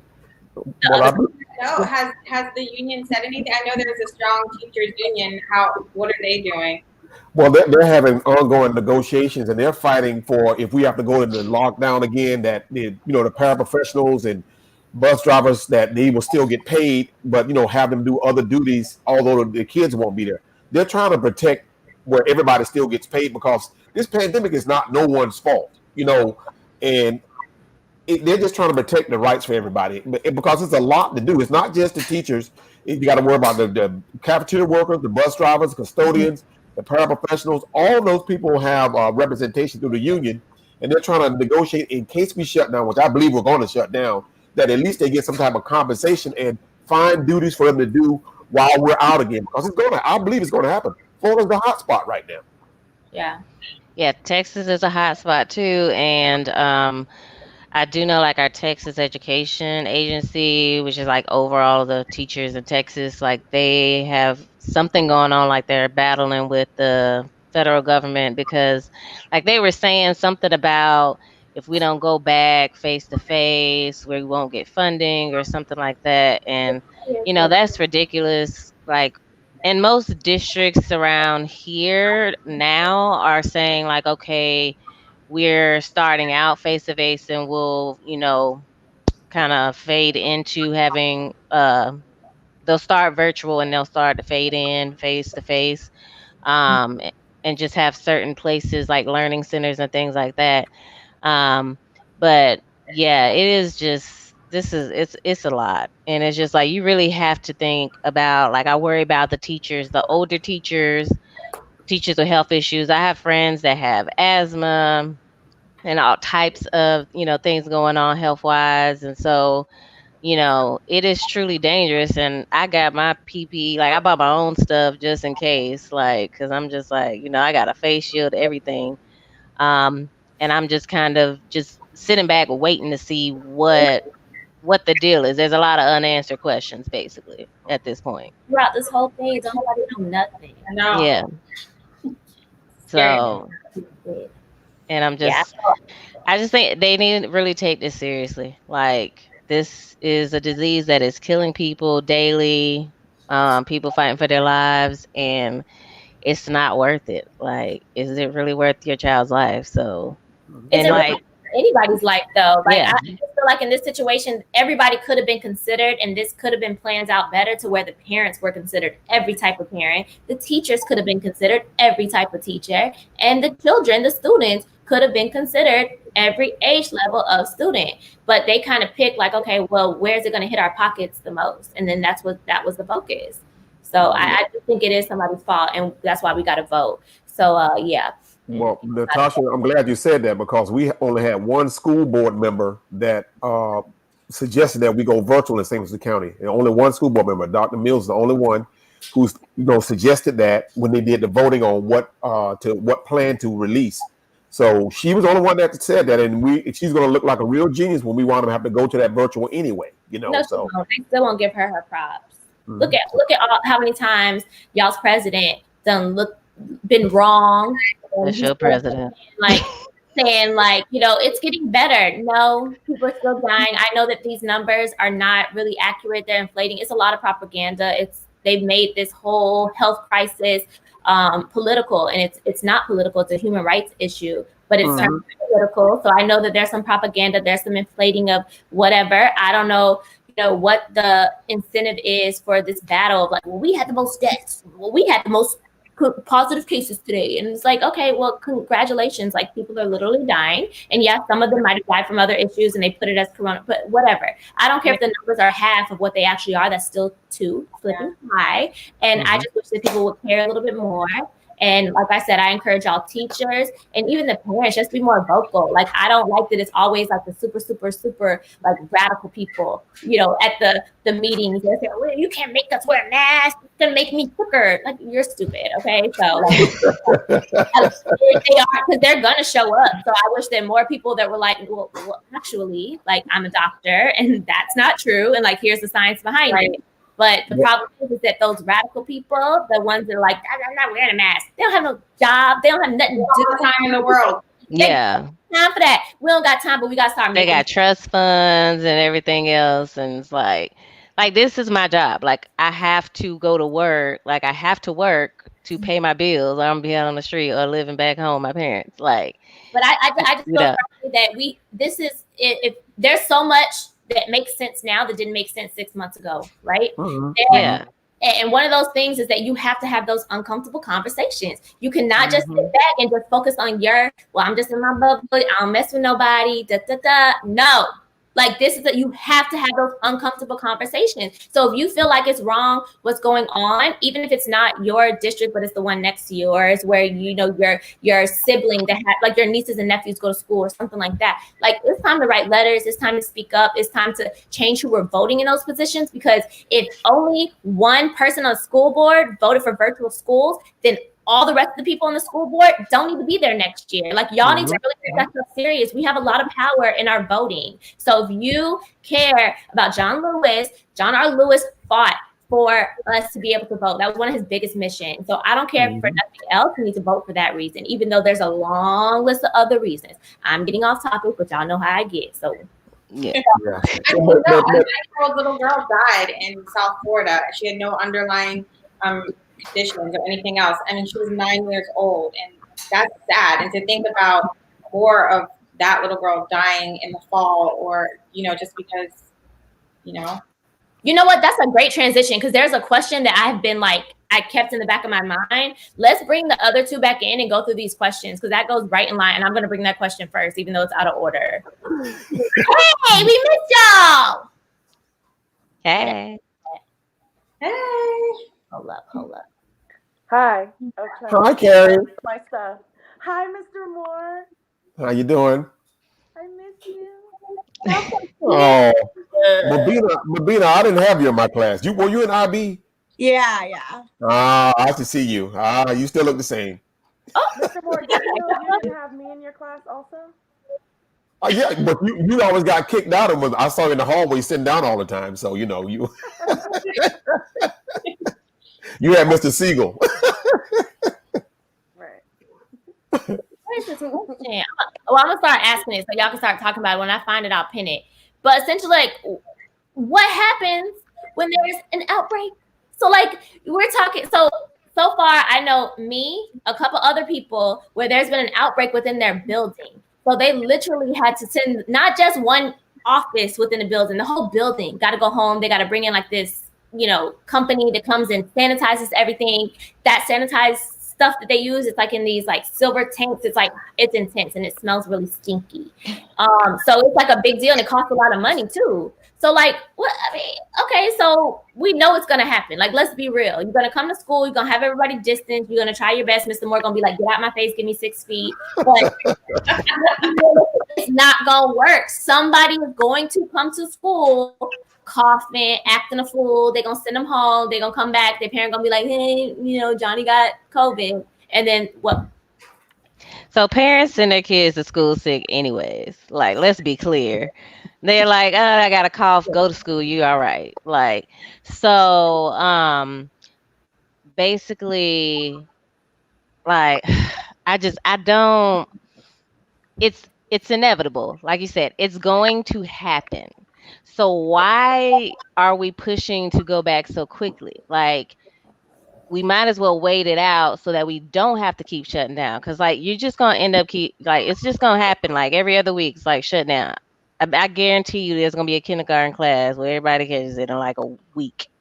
So it's funny you say that because Sarah Macy had initially, she was going to try and be on this, but then she had some family stuff come up. But I was just texting her about it, and she's also a teacher, and then she also has a kid who is my kid's age, so 6-ish. And I was telling her, we hadn't talked about it at all yet, and so I'd mentioned that I'm sending my kids virtual, and she said that she's going back to school, and she's like, I'm not sending my son. And I told her, I was like, this is probably going to express my feelings more than I have been so far to try and be like nice, but she was like, I'm definitely not sending my kid. I have to go back, so I'll go back. And I told her, she's like, let's see how long it lasts. And I told her, I was like, I'm no Nostradamus, but I have this prediction myself that at the 9-week first quarter mark or before that, so by or before, I guess, I think there'll be probably another shutdown because, like you're saying, like kids are kids, man. Like they're like Mr. More so, like adults aren't even doing it. So, like, is my 6-year-old gonna keep his mask on and like not hug his friend? I'd like to say yeah, but he doesn't listen to me when I'm watching him. So when my eyes are not on him, I'm sure he's not listening then either. But she was saying that at their school, they have a pool, like all the teachers have a pool. Like, all right, I say that so her words, sorry, Sarah, I don't know if you want to share this or not, but she said, she's like, she will be shocked if we make it to Labor Day without shutting down again. Like it's gonna happen. What I want to know is what the masks they're gonna provide. None of the masks. I have the KN95 mask. And I'm feeling okay, I'm super filtered, but that's still not 100%. And it really you're only supposed to really wear the mask for protection if you have the illness from other people. So like, let's be real, like it's gonna happen. So what is the follow up after it happens? What does the school do? What do the parents do? They have a huge flow chart in St. Lucie County, part of this 61-page booklet, but it's a flow chart. If this, you do that. And then, but the teachers are worried that if someone gets sick, that are they going to disclose their name? Are they going to tell us who the kid is so we'll know? It's like they're just going to come in and tell you a kid had it. They're going to try to do contact tracing. To me, it's just a quagmire. I don't know. Honestly, I don't know how it's going to work. I really don't. Yeah. Plus HIPAA. Yeah, that's right. That's right. Yeah, but how can they contact a 6-year-old? They've touched everyone and there you go. You have to shut it all down, right? Is that what the flow chart says? Well, eventually it would shut down, but it's like, I don't know. Honestly, like I said, it's this close to school starting. I've read that booklet, but then we got another booklet saying, forget about that booklet. We made some revisions. Look at this booklet. So to me, it's just this is typical of how schools are run. It's just like now parents are finally finding out that we're teachers. We find out stuff we're the last ones to find out what's actually going on. The last one to get asked how we feel about it. Or if something happens to a kid, another kid tell us what happened to the kid. We don't know, So. Yeah. So to answer the question, Dominique, when the school has a full-blown COVID outbreak and bring it home, we just gonna shut everything down, but we don't really know because nobody knows. Just like they don't know, do you get it one time and then you got the antibodies, or can you get it a second time and then do you only get it for 14 days and then you go get tested again, and if it's negative, you good, or could it be a false negative? Like no one flipping knows. So basically, you have to live your life as if you all have it. The teacher got to pretend that all the most snotty-nosed children got it, and then the children, you need to tell your parents need to tell your kids, listen, when you go to school, everybody has the corona, so you need to not touch nobody, don't lick nobody, don't touch nothing, don't lick nothing, and just tell them if they do, then they're gonna get the rona, and then if they bring it home to you, you're gonna beat they behind. That's what my mama probably would say. But then also, to her question, remember that nobody signed a waiver. Well, I didn't in Hillsborough County. I didn't say if I send. I don't think we can hear you, Carrie, or at least I can't. I can hear. I repeat it. Go ahead. If you send your kid to school, if you send your kid to school and they get sick, I've not signed away my rights to sue that school for not protecting my kid whenever they were there, right? So entire school districts are going to go bankrupt, just like what I was saying about if my job forced me to go back to work and then I get sick. People are going to sue. They're going to make this into a monetary thing. Even if their kid has it, recovers, and everything is fine, they're still going to sue the school. Yeah. It's going to be detrimental. Let me tell you my issue with that. First of all, suing anybody in the government is such a headache because everything's capped. But my issue, because people have asked me about, lawsuits against contracting. This started from when the girl at Publix got it, and Publix wasn't making them wear a mask. And I said, well, did Publix tell them they couldn't wear a mask? Because that's the only time I can see that Publix is directly liable, especially since there's no direct evidence within the first month of this quarantine happening about how is it passed, what's the proper PPE. There was so much fluctuation about that. So with the school, how are you going to prove, like, it's possible, but in order for you to have a valid claim, you have to be able to establish that your child literally went from home to school, back to school, and that your child complied with everything. If not, it's like you're literally throwing darts like at a target this big. Like, That it's, doesn't mean that people won't try and that the school districts won't bankrupt themselves well, they defending. can find lawyers that ain't already busy. I'm hella busy. I don't got time for that. And Like to you her, you need to tell your kids. This is back to the person that feels like you can't blame it on leadership. Like, you got to tell your kids, like, the worst case scenario. My mom told me, if you have sex, you get pregnant. So I was scared to have sex. I was like, well, I don't want to get pregnant. But that's for me. You know what I'm saying? So that's Hold on, the pregnancy is the worst case scenario. I just wanted to make sure we all heard that. If you take your, well, it was more to it. She said, if you have sex, you get pregnant. If you get pregnant, he better have money I will because kill you you. can't stay here. That's what she said. You can't stay here. So it was, I know, like, I don't know what really happened, but I wasn't gonna find out. I don't got nowhere to go. These dudes, I'm like, oh, let me not. So that's like what I feel like you gotta tell your kids. Like, listen, if you take off your mask, I'm telling you, to die. the virus is in the air. Like, as soon as you take it off, you probably gonna die. So, like, don't take your mask. Make some kids want to take it off. Huh? You know, the kids that are like, they want to do everything opposite of what their parents say. Yeah. Yeah, well, don't let that be your child, and your child all right. So I'm telling my child, like, listen, if you bring that ish home, I'm beating you.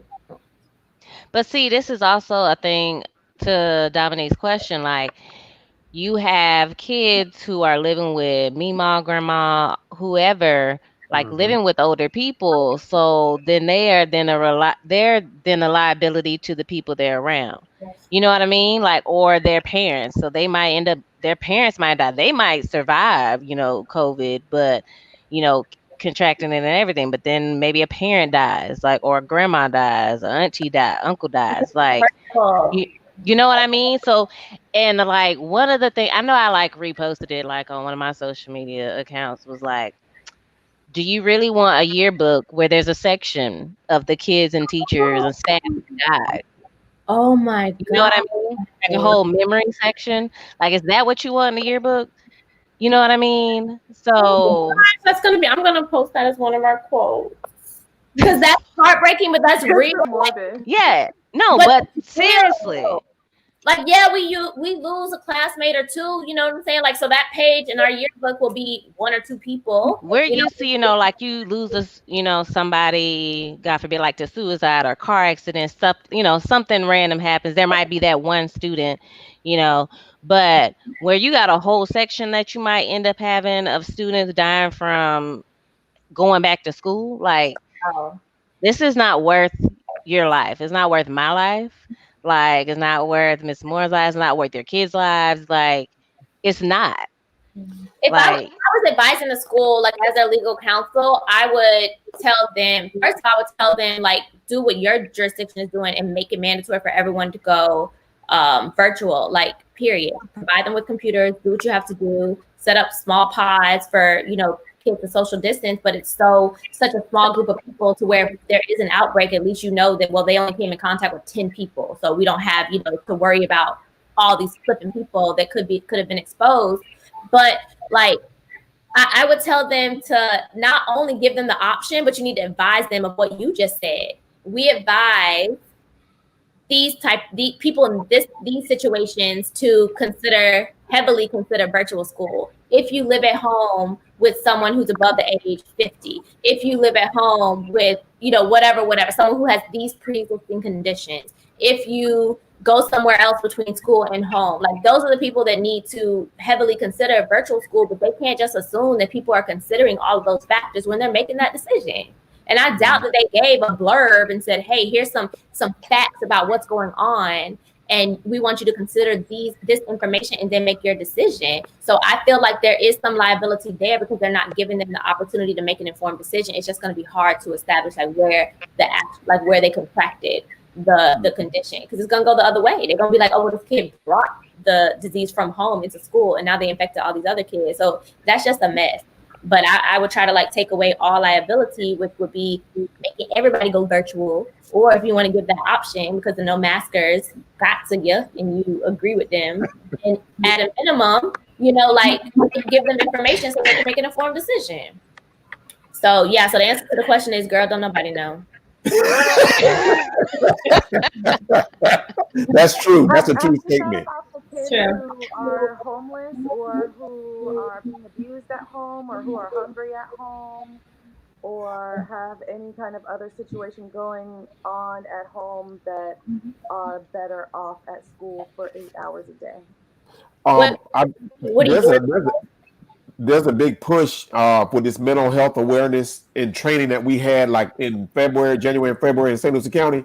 There's a big push for that, and I think a lot of social workers have been involved in St. Lucie County with identifying these kids and trying to give them some resources while they're out, because that's a really big issue now, especially when those school shootings were going on. That's part of that funding package that we were supposed to get, was supposed to pay for this mental health counseling and identifying. No. It dropped off a second ago. Anybody else want to chime in? Question, because I've heard some crazy stories from teachers, like in the nail shop or in the hair salon, and I just want to say, I see there's that a comment that huge says Georgia's and that's population of those girls so is Florida. that are homeless. Well, I know we're doing like learning centers, that I talked about earlier, for like special populations, so that they are in a facility, so at some school, but they're sitting at the computer getting a virtual education for the 8 hours or whatever. They're, getting a school lunch. And I do know, like, my district, even throughout the summer, they had like meals that they would either deliver or they could pick up for the kids and stuff like that. So that's what that's why they're kind of establishing the learning centers, because we know that you have very poor students who don't have internet.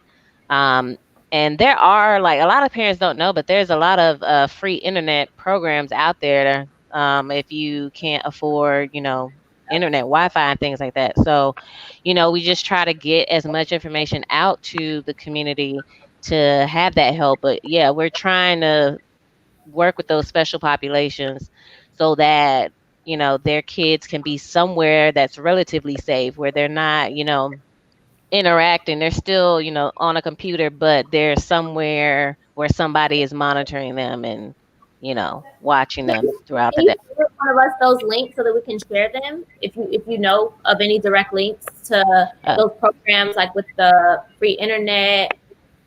Okay, I'll look and see what I can find. Okay, I'll look too. I'll try to find the links. Okay, Mr. Moore, you were like in the middle of talking. Oh, what I was talking about, that there's a big push in St. Lucie County to provide assistance for kids that, to improve their mental health. Or like if you see a kid that's depressed or the parents going through a divorce, every teacher had to go through some type of training to help identify that. So there are some things going on in St. Lucie County to help with that. And like I said, believe it or not, Lincoln Park had quite a few kids that were homeless in the past several years. And I was shocked when I found out who some of the kids were, but they did do things to take steps to provide services for some of those kids. Yeah, so I was going to say that I don't think that responsibility stops for the teacher. So that's why I'm glad to hear that at least for virtual school, like going forward in the fall, it's going to be more of like taking attendance, teaching live. Like when I was a teacher, even though I was a math teacher, I did journals with my kids. And it was part mandatory and part like extra credit, but they had to do it. And they could either ask the question in class, I didn't know what you were doing with this math problem, or to talk about whatever. And after doing it for a couple weeks, I was like, what the heck was I thinking? Because like literally they would just like say such personal stuff that I was like, so doing this, like take the child home. Like I only got a 1-bedroom apartment, but like I can make it work. Like, they got in a good situation. But I feel like that's on teachers, and that's why like good teachers need to be paid good money, because they're just you're a social worker, you're teaching them, you're like a second parent to a lot of these kids, and they still need that, because even if they're in a bad situation, if they go to school, they still have to go home to that. So it being virtual, yeah, they don't have that escape, but they still need that teacher to kind of say like, hey, what's going on with you? Like, how can I help? You know what I'm saying? Mabini, you talking to us? No, she's not. I think she is. Oh, she not? Yeah. There, now I'm not on you. It wasn't important. I was just like yay and nay. Oh, okay. So I'm gonna put this back up. So I wanted to put this up because Georgia a mess. Like what they always talking mess about Florida. I mean, I try to tell y'all what y'all gotta say about Georgia because we're cousins, man. Florida and Georgia, we are cousins, like 100%. Maybe even like maybe closer. Florida is Georgia after Orlando. Let's be honest.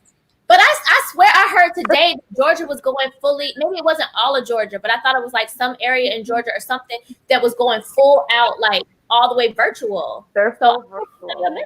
I know that Gwinnett County, which is it's like suburb Atlanta, near Atlanta, kind of Atlanta, north of Atlanta. They are going fully virtual. I haven't heard beyond that because Atlanta itself is made up of a couple of counties, right? There's Fulton, there's DeKalb. So I haven't heard about Atlanta yet.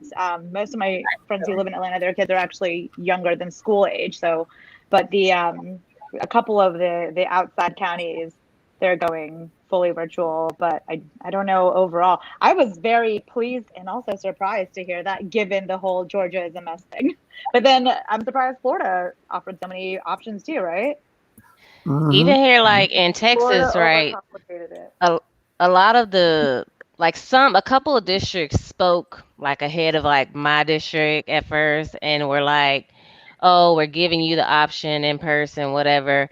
And then when other places were like, no, we're fully virtual, and then they're going back, it's like, okay, we'll start out virtual. And so the parents are getting frustrated because it's like, first you told me it was this, and then now it's this. And so it's kind of like, what are the options? Everybody is just like, what is it going to be? I need to know so I can make a plan, and figure all this out on what's going to go on with my family and everything. So, yeah, it's kind of been a mess here, too. I think we thought it was going to be over. Like, we thought it was going to be better. I kept saying September, but now I'm like, man, hopefully January. Like, it's just raggedy. I'm just so sad. Like, I should have been in Thailand. Listen, if this was when you guys were in high school, think about it. If this would have happened when you were in the high school would have been over because we had no other options back then. Yep. So even when we had that hurricane, remember we had Hurricane Francis? We were out of school for a month. Yeah. Everything they have now. What you mean? No. Listen. We had that AOL dial-up. Okay.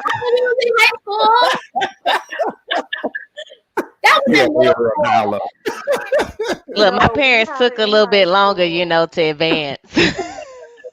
No, it would have been over, but there's no perfect solution to this issue. But at least we have a plan because it's going to shut down. So at least there's a plan in place. In a lot of places. Y'all got a flow chart. Moving on. Well, hey, that's true. I didn't flow chart. You got to flip through 60 pages to get to what What's that game? It's the Create Your Own Adventure. You remember those books?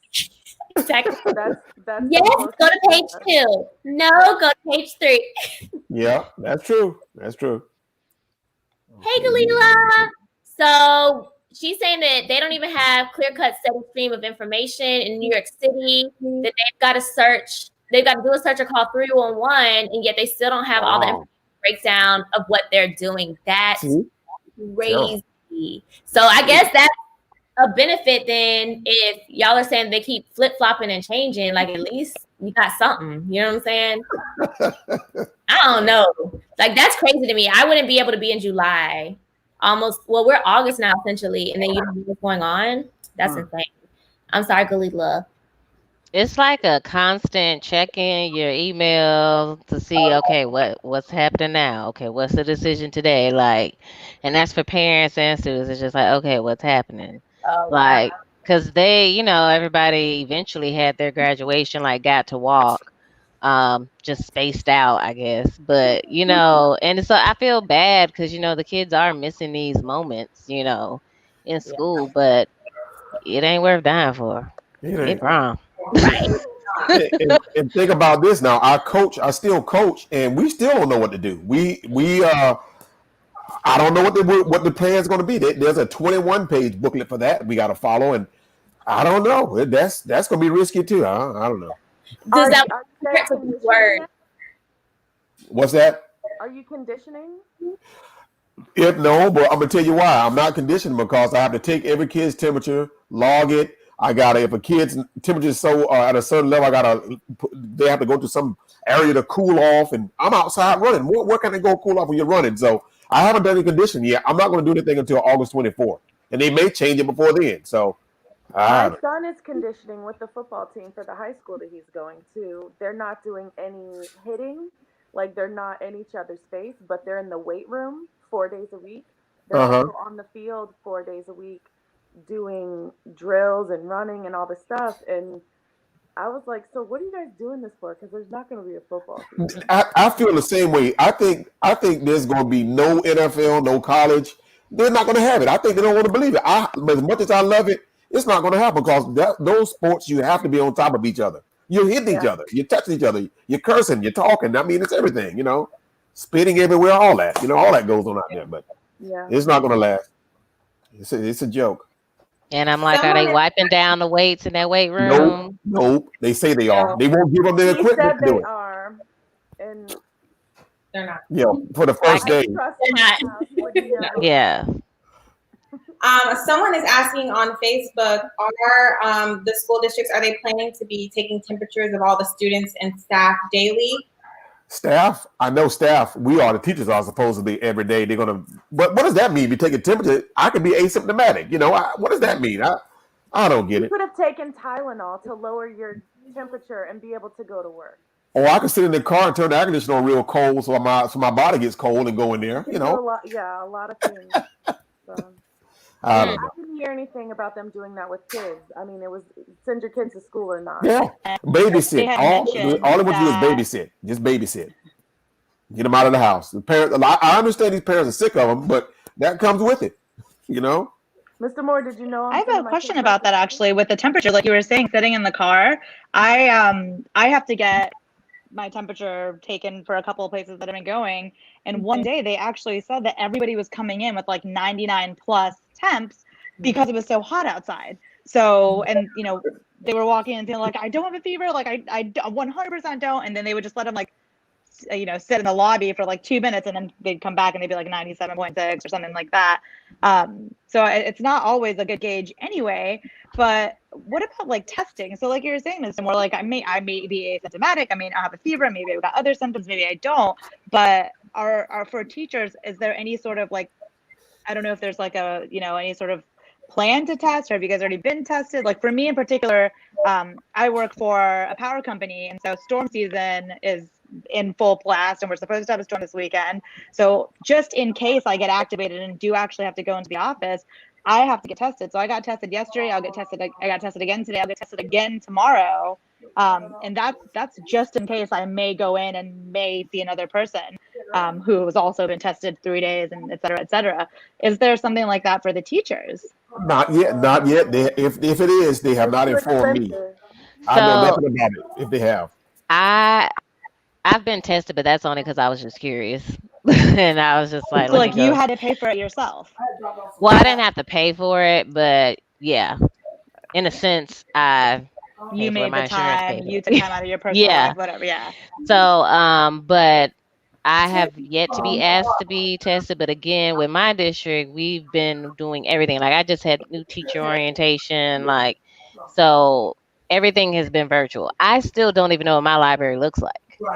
Because when I got the job, I interviewed virtually, and I still have yet to be to the campus. So, but they're supposed to be like temperature checks, but they didn't mention anything about us getting tested. They just mentioned if you end up with some symptoms, then like I guess they won't take from our vacation time, possibly if we, the 14-day, like I guess there's something built in to where if we contracted, you just you'll be fine to do your 14 days. But I'm like, who's gonna sub my class?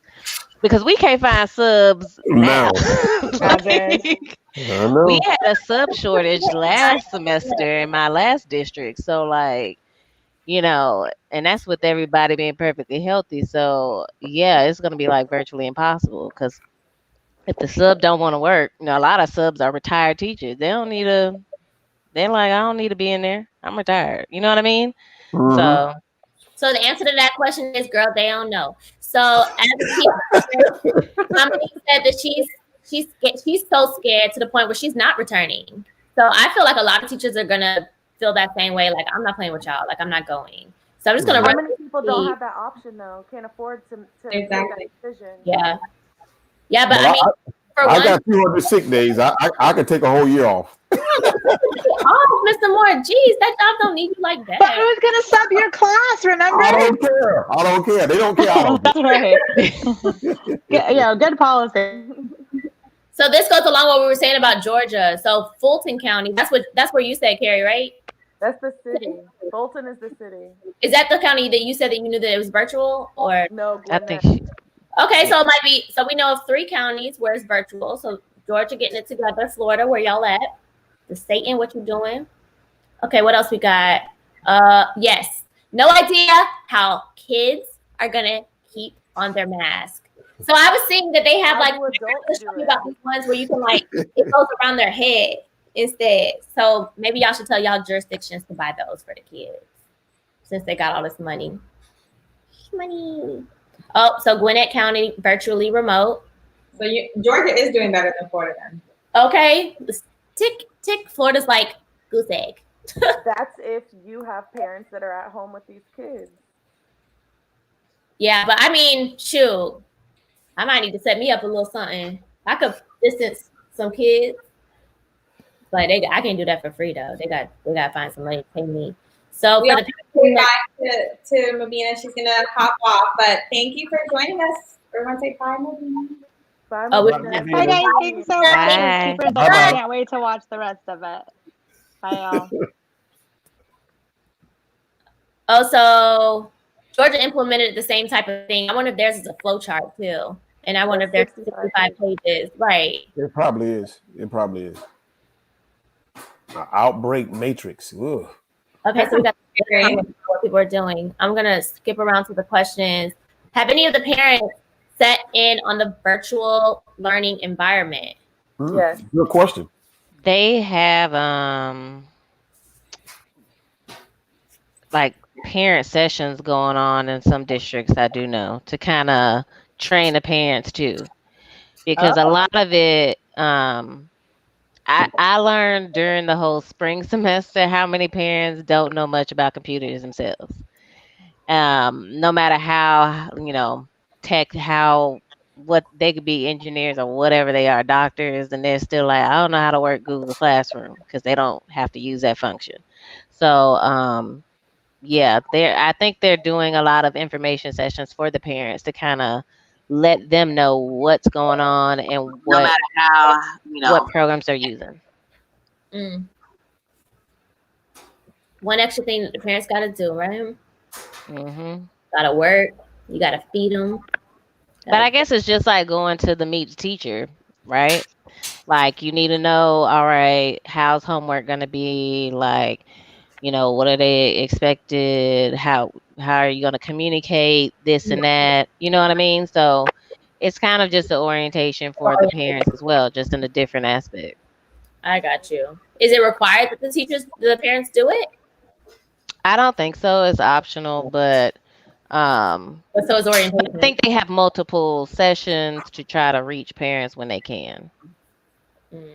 So, but communication, I've learned communication is the biggest factor in all of this. Like parents have to stay informed on what's happening. So like the involvement in that has to be big. And where you lack that, like I know like a lot of Title I type schools and things like that, a lot of times you don't have parent communication very often. And so that's where the whole virtual everything concerns me. And why they're trying to do like the learning center situation, because let's face it, like some parents will know about these government programs, but for the internet, but they're not gonna get it. And so it's, you just have to work with what you have. Mm. And you're in what district again, Brittany? Oh, so I'm in Fort Bend ISD. That's like Um, Houston, right? yeah, there's like 50 something districts around here. Ooh, geez. Yeah. So this is a question for the teachers. I don't know the answer. You have to follow union guidelines. Yes, you're supposed to always follow union guidelines, but most teachers don't do it. But I'm gonna give you an example. Like when because Florida, you can't strike as a teacher when things don't go the way they want them to do when they're negotiating things with salary. They suggest that you work to the contract. In other words, you only work 7.5 hours a day. Don't take work home. Only do your work at work. But most teachers go beyond that. So you should follow them anyway. But whatever guidelines they set forward with this, I'm going to follow it to the T. I'm not going to do nothing extra. I'm not buying no crap for my classroom. None of that stuff. I'm going to take care of me. If they want their kids back in school, they say they got $500,000 here this county to pay for that stuff, they better pay for it. Yeah, and in Texas, we can't strike either. We would lose our job, like we would lose our license It's illegal. It's and illegal pension. to Yeah, strike. it's Yeah. illegal. We lose our license if we strike. Um, yeah, I don't know. So, we don't have that option to strike or anything like that. So, but yeah, I'm with Miss Moore. Like I'm gonna do what I need I'm to going to do. take care Like of I've me. always done, above and beyond. Like I've always been that teacher spending so much of my money on my Mm-hmm. kids. Like, and they don't even let us write off that much anymore. Like I on know taxes. $500. I think it's $500. It's like 250 now. And I'm like, Yeah. what? Definitely spent way more than that. But so I've always been like go over and beyond, but we just have to go over and beyond in other ways now, like through our lessons, because we can't. Yeah, it's like I'm not about to go over and beyond and risk my life. Mm-hmm. Wow, this is such like a heavy topic, and I knew it was because of the response that I was getting from people just leading up to this conversation. But one thing that really disturbed me was the fact that some teachers are signing death waivers, and so to fact 117 Stillwell Art, if you need somebody to do your will for you, We don't have to do that here. I wouldn't sign it anyway if they told me to. I would a not death sign it. waiver. That's insane to me. Like, Yeah, anybody they're suggesting like we get certain life insurance policies They should give and it to you. Yeah. so they and signing like we need to get our wills together. It's like know the severity of it. That shows right there. Like, yeah. It's not ignorant. It's just like we don't care, but like, hey, we gonna look out for you until you get your affairs in order because we don't know how to what is that? So you have districts helping teachers develop their will. You got people buying their own PPE. I'm not doing that. Yeah. That's crazy. Mr. Moore, I love how. No, seriously, I'll tell. All of this. I'm not. It's the same Mr. Moore from like. No, man, because when you get tired of it, and what can they do to me? I mean, you said these kids want to be in class to learn. I like the way Okay. you throw that tenure around too. Yeah, I got it. You better. When you get some, throw it around. Mr. Moore, Yes. you can't leave your colleagues behind. Some of them don't want to, cannot, are scared to keep that same kind of energy. So you gotta look out for them too, okay? I'm gonna look out for them. I'm gonna suggest do what I do. Follow my lead. I'm saying because the thing is this here. What are they gonna do if you tell them I'm gonna follow your union contract and I'm gonna follow these guidelines? I'm gonna follow that. They can't make you do any more than that. They can't. And guess what? The administrators aren't going to come around because they don't want to come in those classrooms either. You're not going to see them. Right. That's true. They're gonna be in the office. Yeah, like that's what they want to do anyway. So not all of them, some of them. But this is an interesting point here. UT, I guess maybe University of Texas, decided they would shut down if a student died of COVID, but not if a teacher. Oh wow! Y'all need gotta die. Y'all need to get a something. Y'all need to put like an apple or something, or like a flag, but instead like it's shaped like an apple, but it's a flag, and it's gonna be like red and green, like how the police do like the black flag with a blue stripe, and y'all need to do Teachers Lives Matter. Y'all better That's crazy, man. But also, just what's crazy about that is like you don't understand the trauma that puts on us. Like when teachers die, like I know in 5th grade, one of my teachers had a stroke, and like we were like In the shook. classroom. In the Yeah, in the classroom. I classroom. remember that. I remember that. I was not that was like the one day I happened to be absent, so like I didn't see it happening, but you know what I mean? So for students to deal with their teacher dying, right? Then you got to bring in all these grief counselors and everything. Like, why would you want to put that on your kid? Because, you know, they see us teachers as like second parents because we basically, you know, got your Yeah, kid more for most of time. the day. Like, we see your kid more than you do. So it's kind of like, you know, why would you want to put kids through that? Or And then like one of the custodial kids, staff dies or their favorite cafeteria lady dies. Like, you know what I mean? and God forbid that they like the kid that they say brought it to the school or something. Now they have to live with that they're like responsible for that teacher or Suicide rates will go up. You know what I mean? That's crazy. A principal here in Palm Beach County has already died. Yeah, I saw that in the Palm Beach Post. Yeah. Well, Yeah, I saw something about like these teachers. I forgot where they were. It was like 3 teachers. They were teaching in a classroom together for summer school, and they all contracted it, and one or 2 of them died or something like that. that was in Arizona. Yeah. Well, you know, when you got our president is telling us that we got to open schools, and our governor saying you got to open them. To me, to say that if you just keep saying that kind of stuff, you keep over it, then people believe in that. If you got a small segment of the population that believes in him, when he first said that this was a hoax, I think that messed it up for everybody when he said that because they took him for real. But now he is starting to believe it's real because he's 74. If he gets it, it could kill him. So it's We not can a. only hope.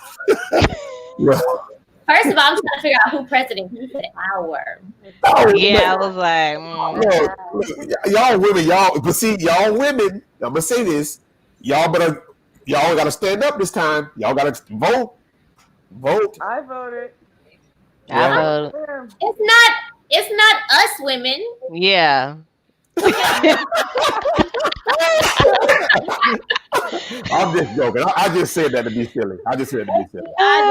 Okay, let's be all the way honest. And a lot of them they might not have been mad that he was talking about what Yeah, said about he's very rude. He's a rude man. Very rude. grabbing on the pussy or something. Yeah. Oh, They weren't mad about that, but they're mad about other stuff. He done give you 4 years of BS to be mad about. If you ain't found nothing to hang your hat on and be mad about, you a racist. Okay, so yeah, he. Well, I guess they could get out their system. We had Obama. We got that out of our system. Let them have him. They'll get out of their system. It's so the opposite of black is racist.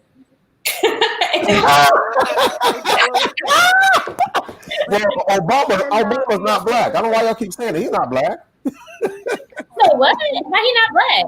He's not black. Natasha, he's just as black as you.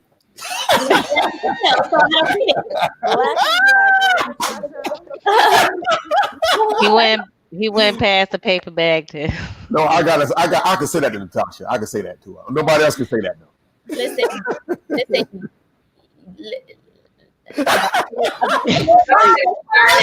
Natasha, I know your mom and your dad, so I don't want to hear it.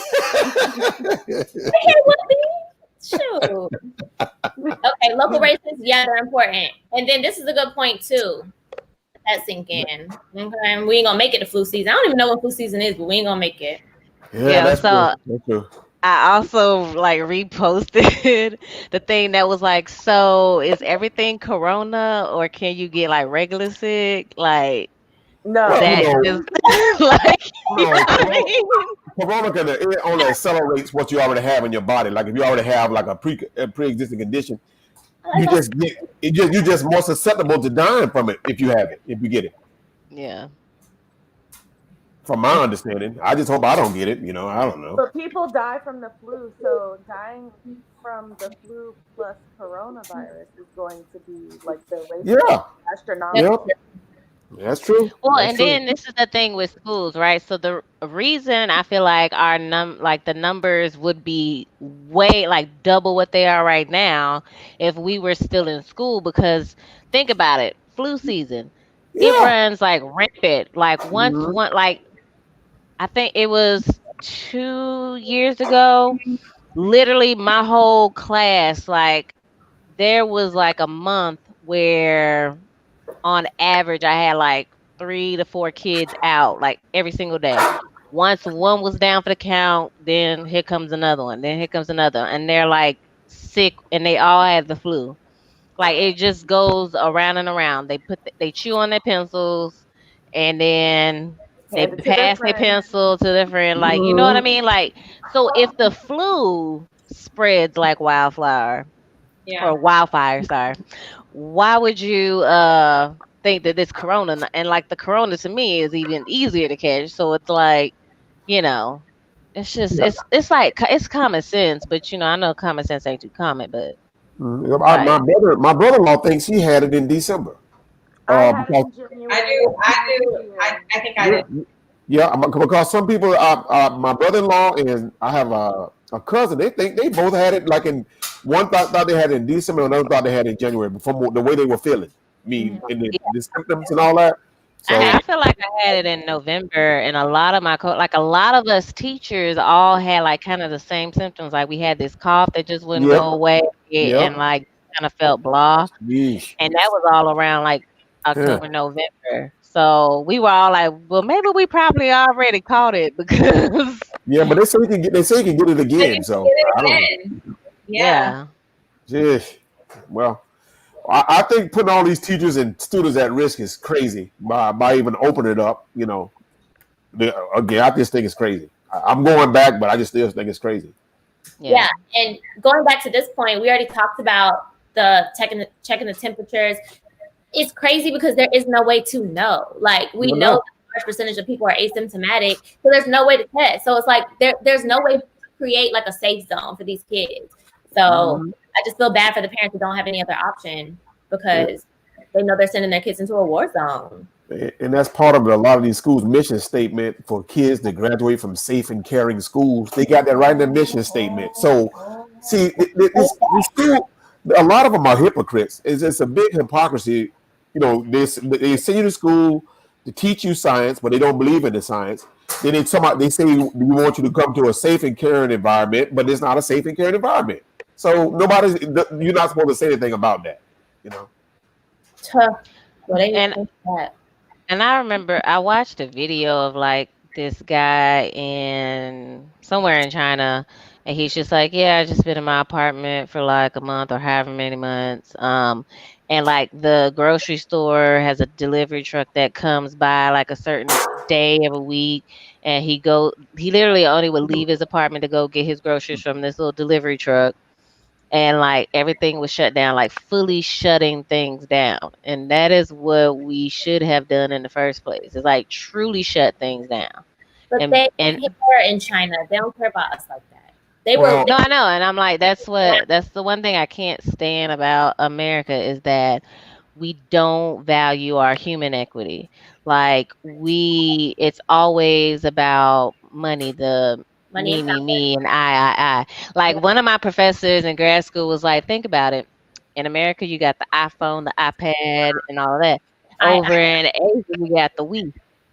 Because it's about the family. It's about the family and the unit and the That is. community, and we don't have that here, and it's sad. You know well, what I mean? we don't want our constitutional rights violated. That's why they don't, we don't need to be locked down. You're stamping on my rights. Yeah. they I don't don't. We prove they're not going to lock down no more than 3 weeks, and then you can hang it up after that. They're not going to do it no more than 3 weeks. well, I hope they taking their turmeric and zinc. Serena, fast forward 5 years. Christian is 7 years old almost. He's going to the second grade. What would you do? I don't know, honestly, because right now he's 2, and I made the decision maybe a month ago to put him in my gym class, which me and my husband talked about it. We were like, should we do it? Should we not? Should we take that risk? But he's 2, and I felt like he needed the human interaction. He stays home with me and my husband all day long. That's all he sees. That's all he knows.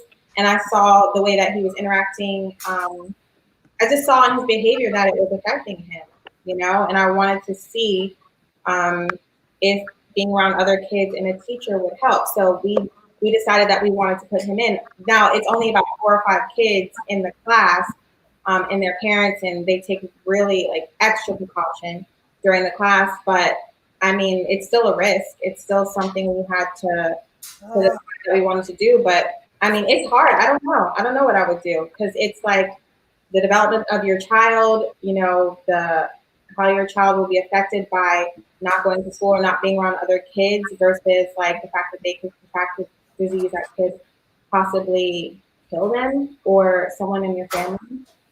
I don't know. Like the only babysitter I have is my mom and her husband, and they're older. I mean, her husband recently had a bout with cancer, and so I'm worried. Also, even if Christian were to contract it and he would be okay, his pediatrician says that he would be pretty much okay at his age. But like, what about my parents? Like, how would they be affected? Like, so he could pass it. So he would survive, but he could a little walking dream. Right. I mean, we actually had a scare. He got like a fever out of nowhere, maybe like 2 months ago, and we had to get him tested.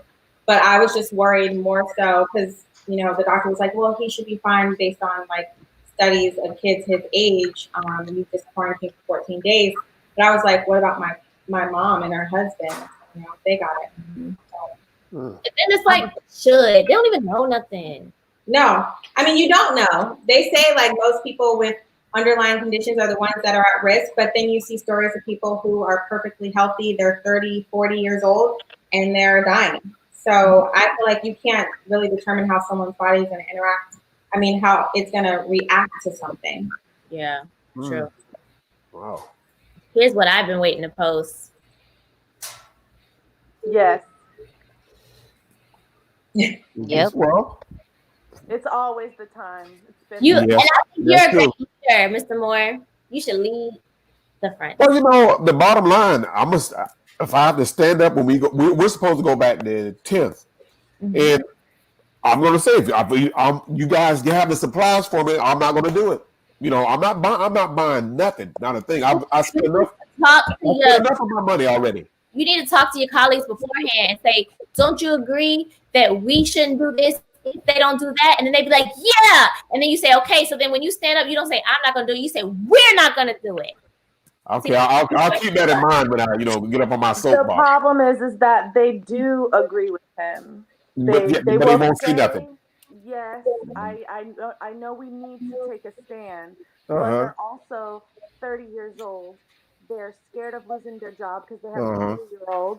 They have no other options, and they're going to shut up whenever somebody asks them. So, do you agree? Do you think you have to have?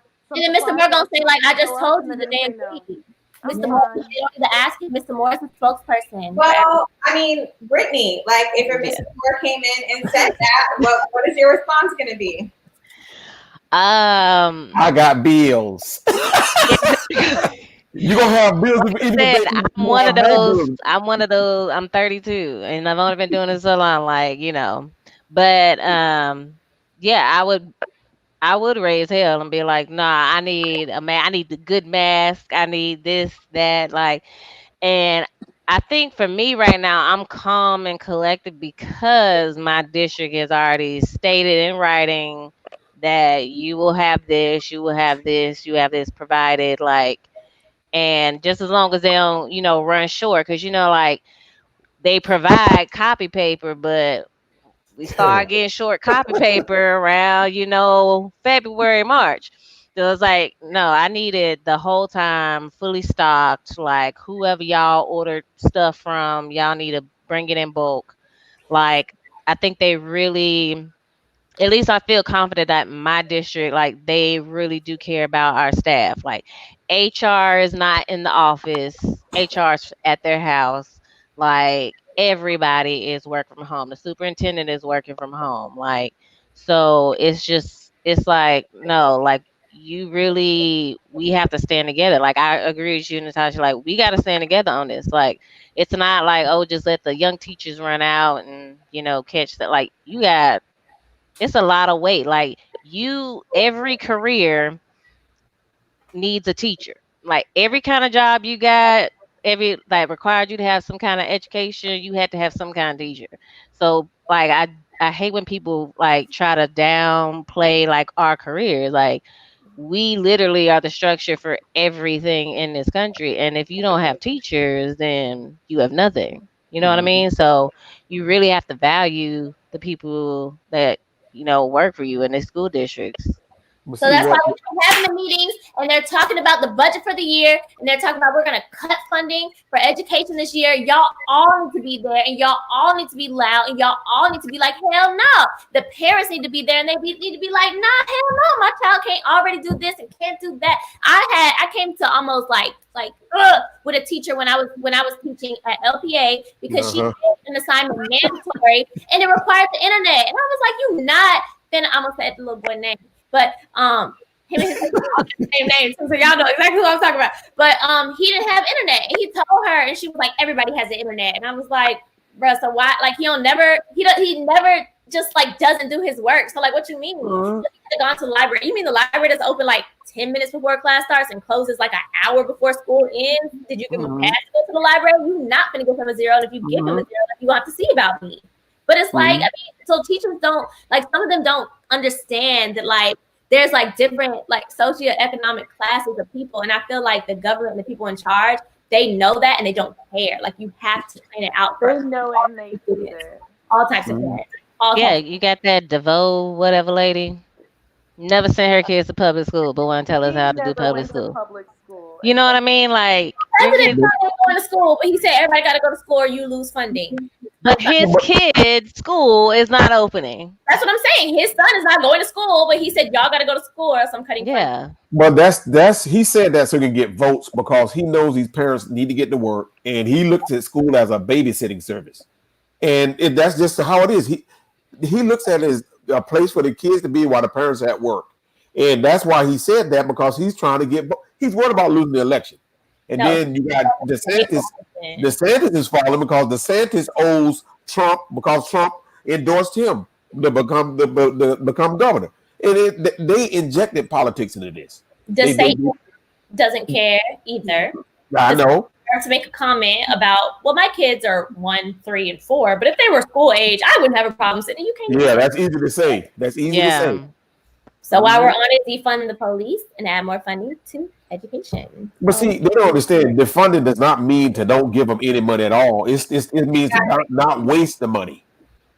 No, it means to cut the funding, not all of it. But eventually, I feel like abolish the police should be in there too. But we're gonna talk about defunding right now, okay?